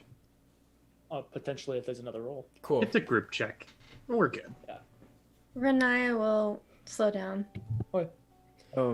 Havel's actually, like, if she does start to slow down, Havel will just be like, no, it's all right. Just, like, kind of, like, yelling it, really, but I'm not going to yell it because my mic's right here. But, be like, it's all right. Keep going. I'll catch up. Ignores him. What a saucy... So, you guys continue to trudge along, and after just about another mile, the storm breaks for just a moment, and almost this ring kind of comes around you guys where the winds die down to a slow 10-mile-an-hour, and it's not actually raining here as the eye of the storm begins to pass onto you guys. That's neat. Allowing just a bit of respite, this pounding rain, and the howling in your ears. As you guys go around, Kiyomura kind of starts looking around before looking behind you guys, and then immediately going, "Get down, everybody, get down!" I just drop to the ground. At which point, Kiyomura actually goes and like hides behind you, almost using you like cover. At which point, you all drop to the ground? Yes. Yeah, sure. Can I try to... He has heavy armor. Can I try to help Cather? I mean... He just drops to the ground. Yeah. It actually helps with gravity. Yeah. It's not subtle. At which point, you guys all get down, almost using Tarak as a rock. His natural hues almost blend in with the grass, but are just different enough that he kind of looks like a rock coming out of the ground. And as you all look back behind where you are, before you stands this Goliath-type creature. Not Goliath like the race, gargantuan-sized creature. Almost that of a walking tornado. That's nice. Its body being made up of these whirling, chasing winds, making up this humanoid form, with just darkened features where the face would be, as he goes walking through, not towards you guys by any means, just walking along the field, probably 15 miles away from you, but standing still, towering into the sky. You would imagine that if you were close to him, this creature would probably be 50 to 60 feet tall by itself. DJ, I was just walking joking when I said a tornado comes by. That was all humor. Oh, you wish it was just a tornado. That's all you needed to say. That's all. You didn't need to make it worse than what I even said too. I mean, it could have just not happened. A sentient tornado. Maybe it's friendly. Yes, maybe it is friendly. Guys, let's go towards the tornado.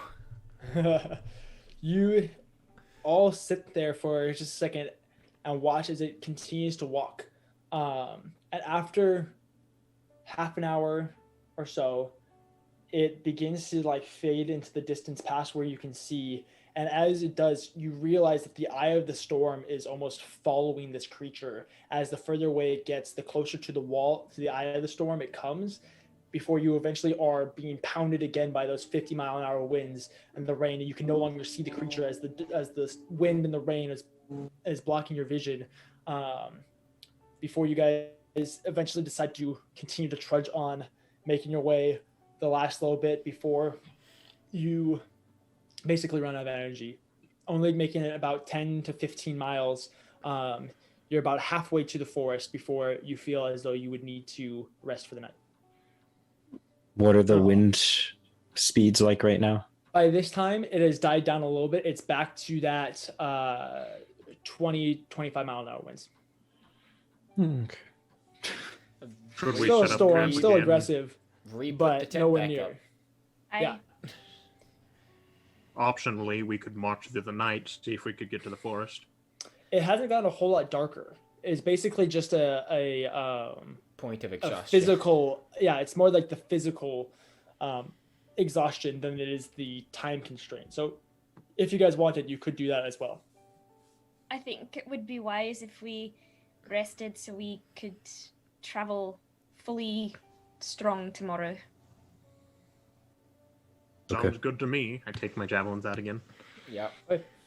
Begin the process. Sweet. So you guys set up camp again, kind of lay down a similar formation. At which point you guys have an opportunity to kind of sit and rest and not necessarily relax. You're still wet and cold and tired, but just collect yourselves for just a moment. Who is going to take? Yeah, Havel. While we're like setting up, can Havel kind of just give everyone a once over real quick, kind of just get a feel? Yeah, roll a general insight check. Of course, now I roll high.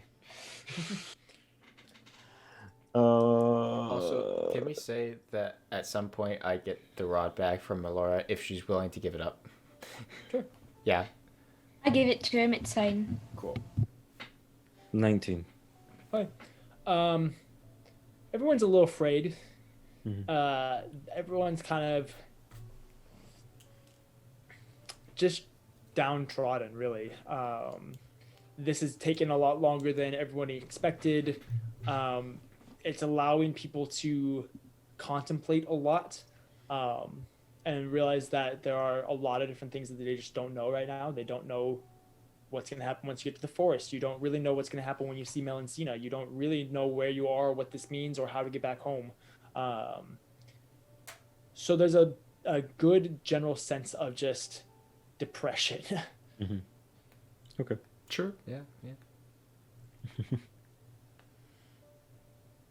So you set the tent back up. Yeah. Are you guys gonna do the same thing with your watch, or are you gonna do something different? I think same watch is fine. Same watches, yeah. Okay. I'll probably I use my 2 hours of downtime to, I don't know, fiddle with something, check over my supplies and stuff. But Edward stays by Tarak this time, is very quiet, but clearly tired, and tries to fall asleep immediately. So everyone but Melora and Renaya begin to go through their setting up for bed, and then eventually do fall asleep. Melora and Renaya, are you guys gonna talk about anything? How are you doing? I've been better. How are you? I've been better.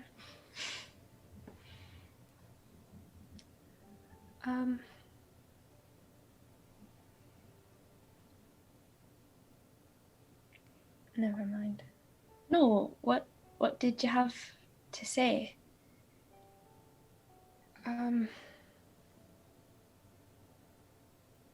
it's really not that important. Well, what you have to say is important to me, so Yeah, but it's not to me, so. How's Ginger? I think she's doing just fine. She's quite liking Kiamora and Cather, and took a liking to Havel as well, so she's probably happy to have other people in other pockets. She's actually with you right now, and she kind of just pops her head out, but like every misdirection of her hair, like the constantly being wet and then dry and then wet and then dry, she looks like a sewage rat. Renaya's actually going to like take the scarf she has and make it a little bundle and then kind of pat for Ginger to go in and have a little cozy blanket. She crawls out of the pocket up onto your shoulder, Melora, before kind of nudging into you and then crawling down your shoulder and going in and finally having like a bit of actual rest. It seems like just like collapses into this bundle. Thank you. I'm sure she'll love that. You two are fitting in really well. Thank you. It's been a lot of emotion. Yeah.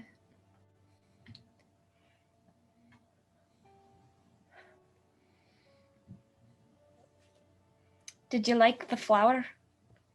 I did. Good. That's very sweet.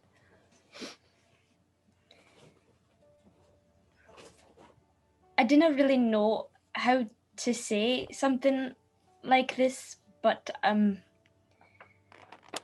really glad you're alive. I mean, you were Thanks. in my arms and, you know, Cather was there to help you, but I could feel how you were doing. Yeah. I'm glad you're alive. I'm glad. You know, I wish I could be a lot more like you. What do you mean by that? Why would you want to be like me? You get to do things. And you do things right. And I didn't know if right is the right way to say that. And you can talk to people and they understand what you're trying to say, even if you don't have the right words.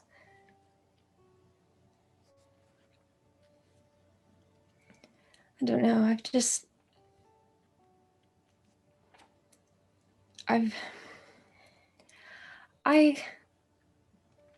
I haven't really ever had a physical home, and so my home has always been in people.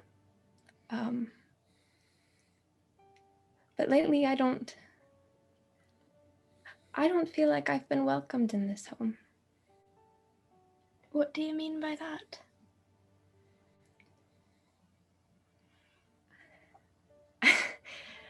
I'm Havel's personal punching bag.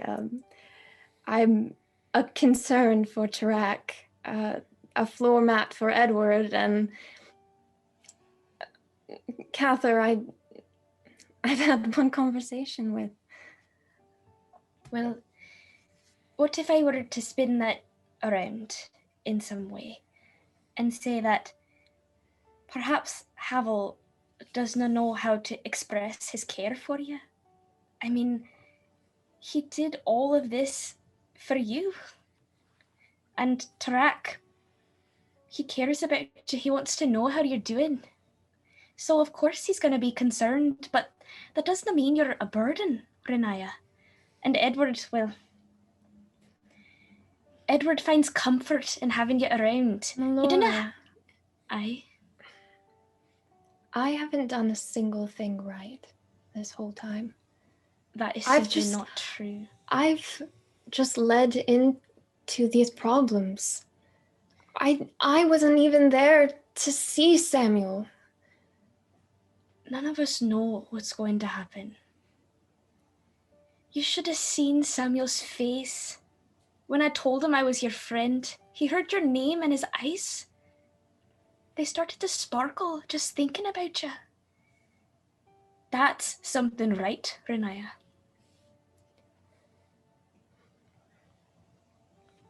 None of us knew how to go into this. None of us have ever fought this before. But we are all here because we care about you and we care about the children. You think I've done things right? I've just had to take care of myself alone for years.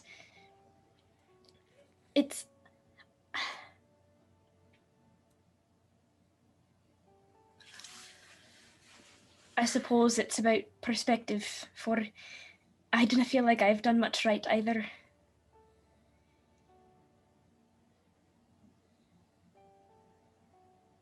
That's not true.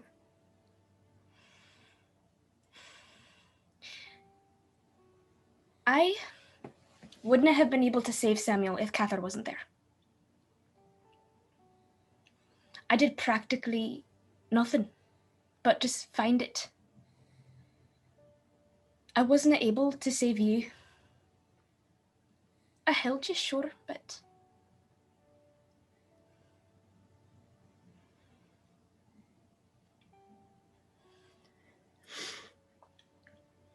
Melora,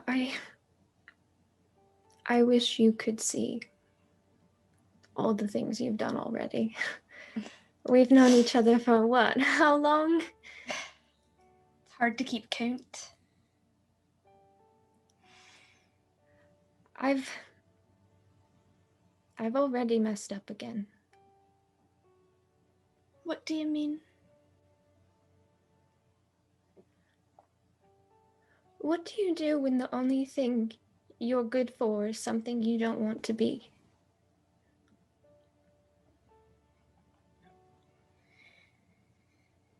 It's very hard to think about. I mean, to tell you the truth, I didn't even know what I'm meant to be. I've had dreams when I was a child, but I didn't much think I deserved them now. I just think I'm there to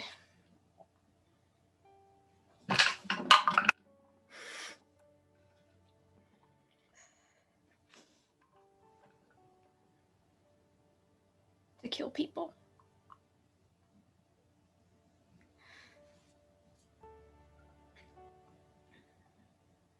It's what I'm good at, after all.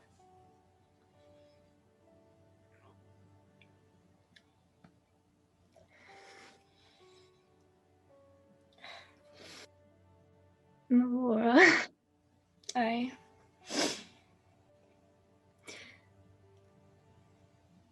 Please don't tell anyone this. All right. Those notches in your bow, they're nothing.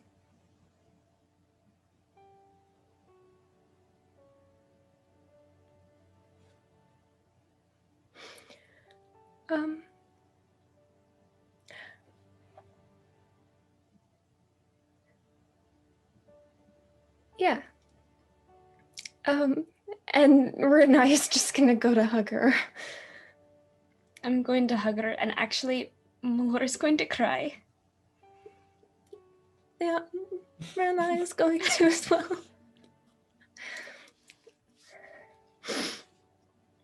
Was this conversation in the first 2 hours of their 4-hour shift? Or the No, last 2 this was hours? when everyone was asleep. Okay. All right. No one is supposed to be hearing this right now. It was Renai will 1 vouch hour for in, this.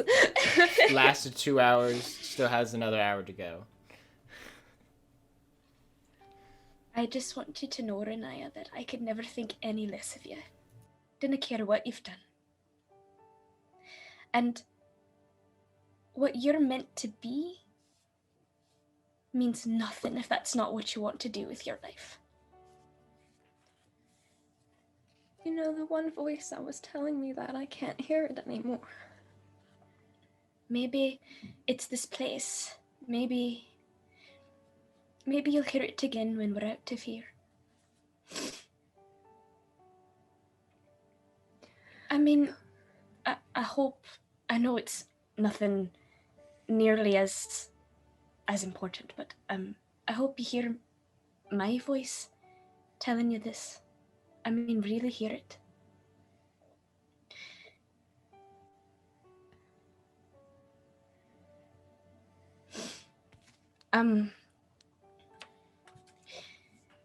Everyone I've ever cared about in my life,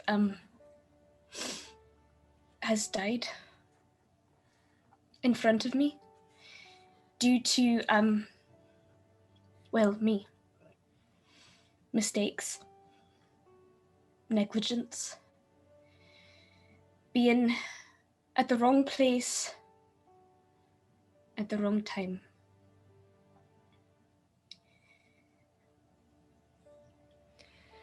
It's funny how those ones stick out, don't they? Aye. But we tend to forget the good ones. The ones where we do it right. Right. I care not to count when I do it right.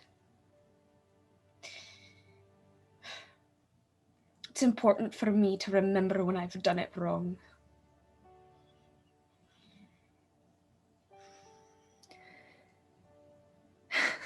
There's so much. There's so much I wish I could just say to you right now. Well, if it makes you feel any better, I'm very good at bottling things up. I'm not the best at it. I'd never tell a soul, Renaya. I know you didn't know me very well, so I completely understand if you didn't trust me enough to tell me, but I'm here for you. I'm here for you.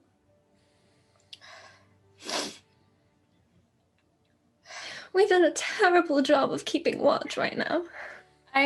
However, after the days we've had, We deserve this. I thought Edward was afraid of me. I thought everyone's afraid of me.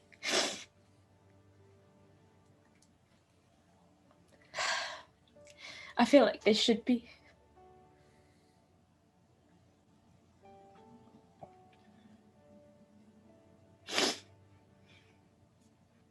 I mean, what kind of person can you be to be so good at hurting people?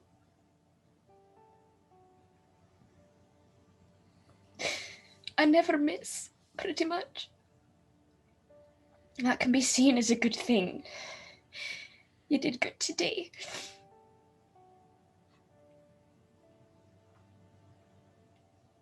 Is that all I'm good for?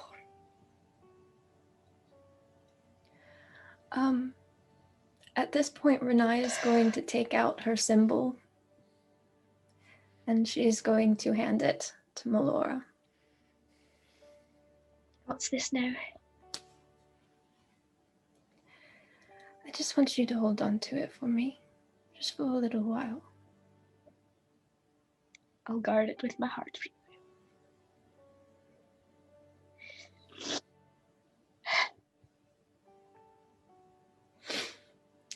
By the way, Renaya has not stopped hugging Melora. Mm-hmm. It's fine, I haven't stopped either. And you know, Renaya, you don't have to do what everyone asks of you. I do. Why?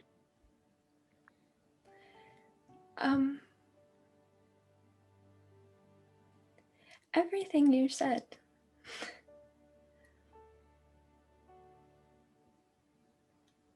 I have a lot to make up for. As do I. It's strange, actually. I try not to At least before this, I tried not to be around people. I think I'm bad luck. You're not bad luck. I bring death wherever I go. Not you.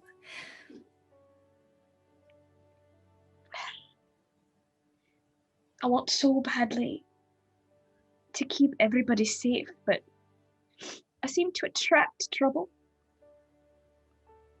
Hurt. Blood. Melora, look at me. Yes. Who's the reason we're after this witch? It's not your fault, Renaya. I couldn't do it myself. We couldn't do it all together, probably. But you're alive. I mean, really think about that, Renaya. You faced her by yourself and you lived. It was actually kind of funny. She got one hit on me and I was down. And you could have stayed down. But you didn't, did you? That wasn't me. Who cares? I mean, really. The fact is you're alive. The fact is you're here. Right now. With 5 people. 6 people. Practically. That want to help. You have affected their lives. Given us something to strive for. To do. Didn't take fault in this mess, because if it were not you, Renaya, that faced her first, think about how many other children she might have gotten to. But you started it. And now we saved Samuel and Susie. And who knows how many other children just for breaking up her operation in there. Who would have known about any of that if not for you?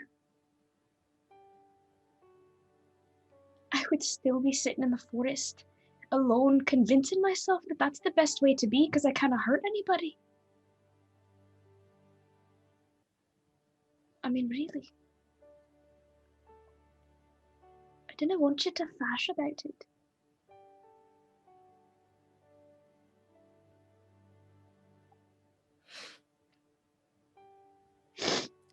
I'm really proud of you.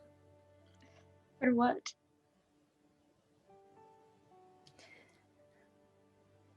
You just, despite you feeling all of this,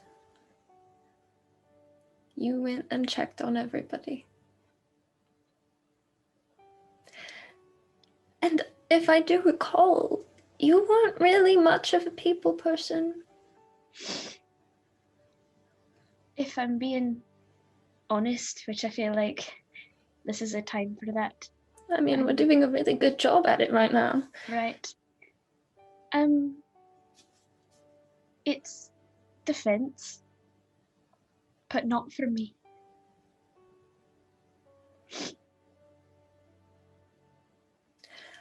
I'm afraid that if I let people get close to me,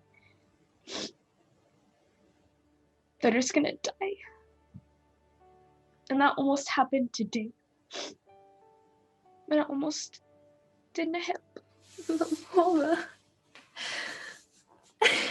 Havel and I were the idiots who put our hands up against a portal that we didn't know where it was gonna go. None of us did, but we followed you.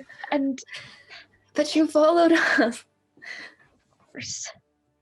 Look, Melora, I think we need to be each other's reminders right now. Right. I feel like I've been not very nice to a lot of people here. You want to talk about not nice? I can tell you a few people. Right. I just...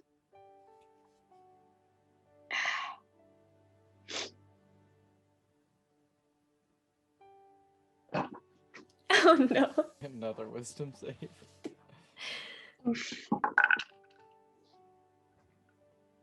Mm. You know what? I didn't say anything. I just look at Cather. Renai will just stay by Malora until watch is done. So you guys sit quietly contemplating on the encouragement that you guys gave each other. Don't you dare. And Don't you dare. Shh, quiet now. As you guys are sitting there trying to come to terms with yourselves in a way, first, Renaya, do you go through your ritual? Mhm. Melora, you watch as Renaya pulls out a couple things that you've seen before, her incense, and goes through her nightly prayer that she usually does. And you try and keep watch while keeping an eye on these people that you've both been stuck with and somehow come to care for. And as Renaya just finishes her ritual, you guys feel as if it's time for your watch to end. I was going to Which be point? really upset with you if you ended the episode. Don't you dare end the Malora episode. It's tries. Switch watches. My goodness. Alright. Malora Calm down, Drew. He does it. He does it a lot. Malora tries to hide that she's been crying, but it is very obvious. Renaya will be the one to wake up everybody. Okay, that's nice. So you guys gotta go through a second watch.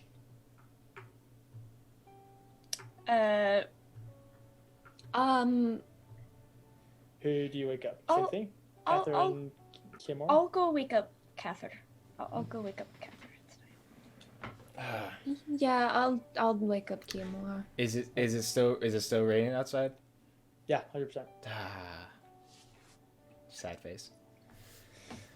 It's raining on the outside. Raining on the inside. Honestly. My eyes are a little puffy and my face is red, but I'm just gonna wake up. Hey, you're doing good. You didn't step out in the rain for like an hour, did you? No, I did actually. Why would you do that? Now your face is all wet, and clearly you're cold and shivering. As I take off my cloak and just wrap it around her, just like here, to like sit by the fire or something. Like, jeez. Thank you. Are you okay? I'm fine. Do I believe her? Roll an insight check. Melora, roll a deception check. The problem is I feel like I should roll with disadvantage.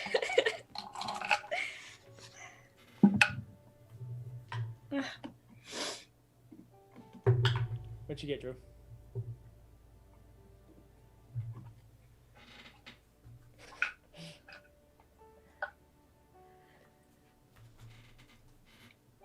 Eight. 8.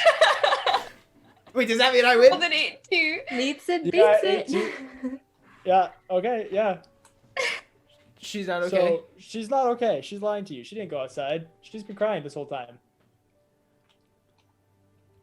Ah, man. Is she sitting down? Yes. There's not a whole lot of standing room in here. Well, I mean, I feel like standing takes up less space, you know? It is key to take up to like maximize your vertical room that you have. That's like the best way to have tons of storage in here. Be great. I'll sit down cautiously, like not really sure what to do or say, if anything. Yeah. Just kind of, just pat her I don't know, on the leg or something. Just as she's kind of, I imagine, just like staring at the ground. You can see Kiamura behind her, now awake, and just goes, If I look at Renaya, does Renaya have a similar look on her face as Melora? yeah. she's now trying to go to sleep, but she had a similar face, and there's like streaks going down her face where you can see, Right. yeah, like classic like lines of tears going down her face. I'll just like after seeing that, I'll just be like, I'm glad that you feel like you can at least trust someone, because we all need someone to lean on sometimes. I'm proud. I kind of just pat her on the back and kind of perk up in my corner and keep my watch. It isn't it that I didn't trust you, Cather.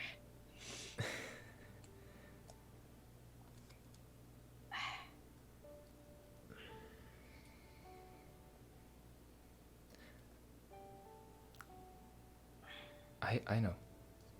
And I by no means felt that you didn't.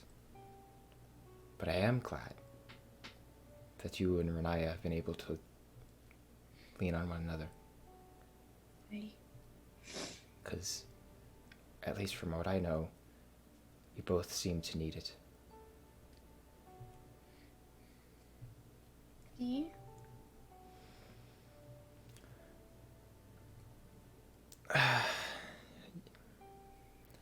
I mean, before we... I reacted very poorly that one night. I mean, you told me you didn't want to bother anyone with your issues, so you clearly have them. Is it that obvious? But I have them too, so... Yeah. I mean, there's been a lot that I've thought about, to be honest. Before we went to that portal, after Tarak and I had our conversation, there's a lot going through my head. I'm sure. I haven't made it easy for you. I don't expect anyone to make it easy for me. I mean, I'll rephrase then. I've made it harder than it should be. Well, by all respects, Melora, of this group, you've made it the easiest. Because, I mean, despite the fact that you were forced to be with me, You were forced to be with me too, Cather. Yes, I mean, regardless, you have been the only person who who hasn't in some way, shape, or form doubted me. You haven't given me a reason to. There you go. It works out. But everyone else has had interesting reactions to myself, and some of them on varying degrees of approval, which is fine. I mean, I don't expect them to understand what I've been through, just like how I don't understand what they've been through. Right. I just hope that someday all of us can learn to lean on one another. Because based on my history and my past, I know that when you're down in the dirt and the chains of your past are weighing you down, the people around you are the ones who are able to help you back up and help you keep going forward. Mm-hmm. And while I was not necessarily very excited about being with all these folk at first, I've already grown to appreciate several of them. Right. I want to help you. But sometimes I didn't know how.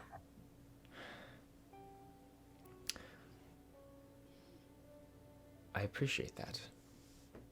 And when I figure out how, I will let you know. Because unfortunately, I don't really know right now. But I mean, I can only go forward. So, I mean,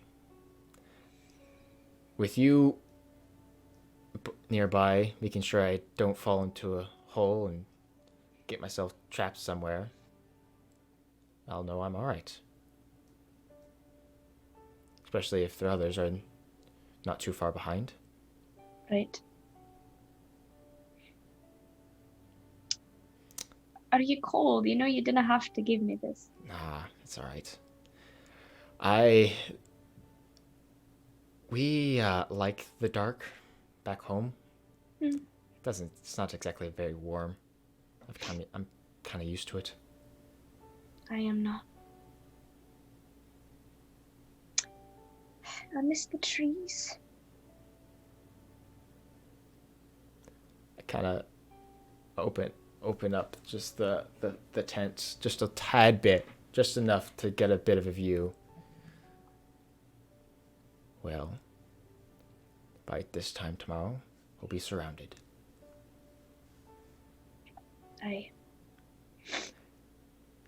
Well, will it take up too much of your time? I'll pull back into my corner and finish my watch. Ginger's staying in her little scarf, right? Yeah, Ginger has enough from the scarf. Gently, her stomach going freaking up and adorable. down. Her little Cinnabon of a scarf. Exactly. It's A little pink ginger nest. It's a Cinnaswirl. Cinnaswirl. It's Oh, Clever. that's so cute. That's so cute. So I will go to sleep with this cloak around me. Yeah. Okay. And I'll, So if I have to, real quick, Mr. DM, I'll finish what I have to of my letter, assuming that I probably did not finish writing it last night. okay. As you begin writing it, Kiyomura actually stands up and goes outside. But we're going to end the session halfway through this long rest before we can get into that. I knew it was coming. Yeah. Well, guys. that got emotional. Ow! Ow! Yeah. Ow! Why This am I is- crying? Stop this is- it. Oh! If you like man. emotional Feel heartbreak, great. keep watching, guys, because we're really good at providing that. Apparently. But we'll not be providing it next week. Oh yeah, and we're 2 weeks away. Yep. Before we reach the resolution Wow. of this Yeah. emotional trauma. I would like to, TJ. I'd like to voice my complaint. You did not. You don't get to. You did not fulfill the promise that was a better Prophecy. endpoint. Hey, I mean, Grant did say with the exception of Renaya, Renaya got there. I did say that. So, thank you everybody so much for watching us. Definitely come back next week for the Halloween one shot. If you like face stuff, it will be dealing with all of it. So Yes. So really quick, one, so excited to run this this small little super one shot. excited. Hopefully, It's I can make everything that I have planned, come to fruition 4 hours time, give or take a couple minutes probably. But I will, for all the viewers here currently, I will give a fair warning. It is a horror one shot, and it's not so much as subtle as Aaron's is currently, like the Between the Rows is currently. His is a slow ramp up. Yes, Between the Rows is a slow build. Mine, this one shot, because of just Spooky. how short of time Spooky season. I have to be, and because it is spooky season, it will be a little bit graphic, and I will be describing things that are probably a tad bit gory and a tad bit touchy. So I'm just giving everyone a fair warning now. This is definitely not going to be a very kid-friendly episode. And to the squeamish, I apologize. I'm ready. Um, I'm playing an absolute freak and I'm pumped. body horror all the way. oh, Freaks. you don't Fantastic. even know. Tune in next week for Yeah, I'm so excited. the Temper of the Moon. I as am it's titled. so excited. The Temper The of cast, the Moon. the cast might be dressing up, if I'm not mistaken. I don't think Maybe? we've discussed Question this. I think I maybe mean- Halloween Possibly. costumes. You'll have but, to be like, there to yeah. find out. Not Yeah, cosplay. tune in next Just- week to find out. Who knows? Also, Uh, if you don't want to go like whole body horror, there is Between the Rows up this upcoming Wednesday. There's only 2 episodes out by now. Or one episode out by now. One episode. Yeah, one This will be episode. the This second will be the episode. second episode. Yeah, so this upcoming episode will be the second episode. So there's not much that you need to catch up on. And they're 2 so- hours. Exactly. Very, Super very digestible. like bite-sized content. It's great. Bite-sized. So yeah, definitely go check those out. They are super rad. Just for anyone that's not aware, those are pre-recorded. We do our best to be in chat, but that's got pre-recorded production as well. So just so you're aware. But yeah, thank you again, everybody, for watching. We love you guys so much. This has been an emotional ride so far. And we're Great so happy episode. that we can take you guys with us on this journey. I don't think there's anything else we're gonna say. So The day was crazy. What? yeah, it's great. So good luck and Godspeed, Dungeoneers. We'll see you next week. Yeah. So long, everybody. Bye. He's slowly Lucky getting Godspeed. closer. I'm Slowly figuring it out.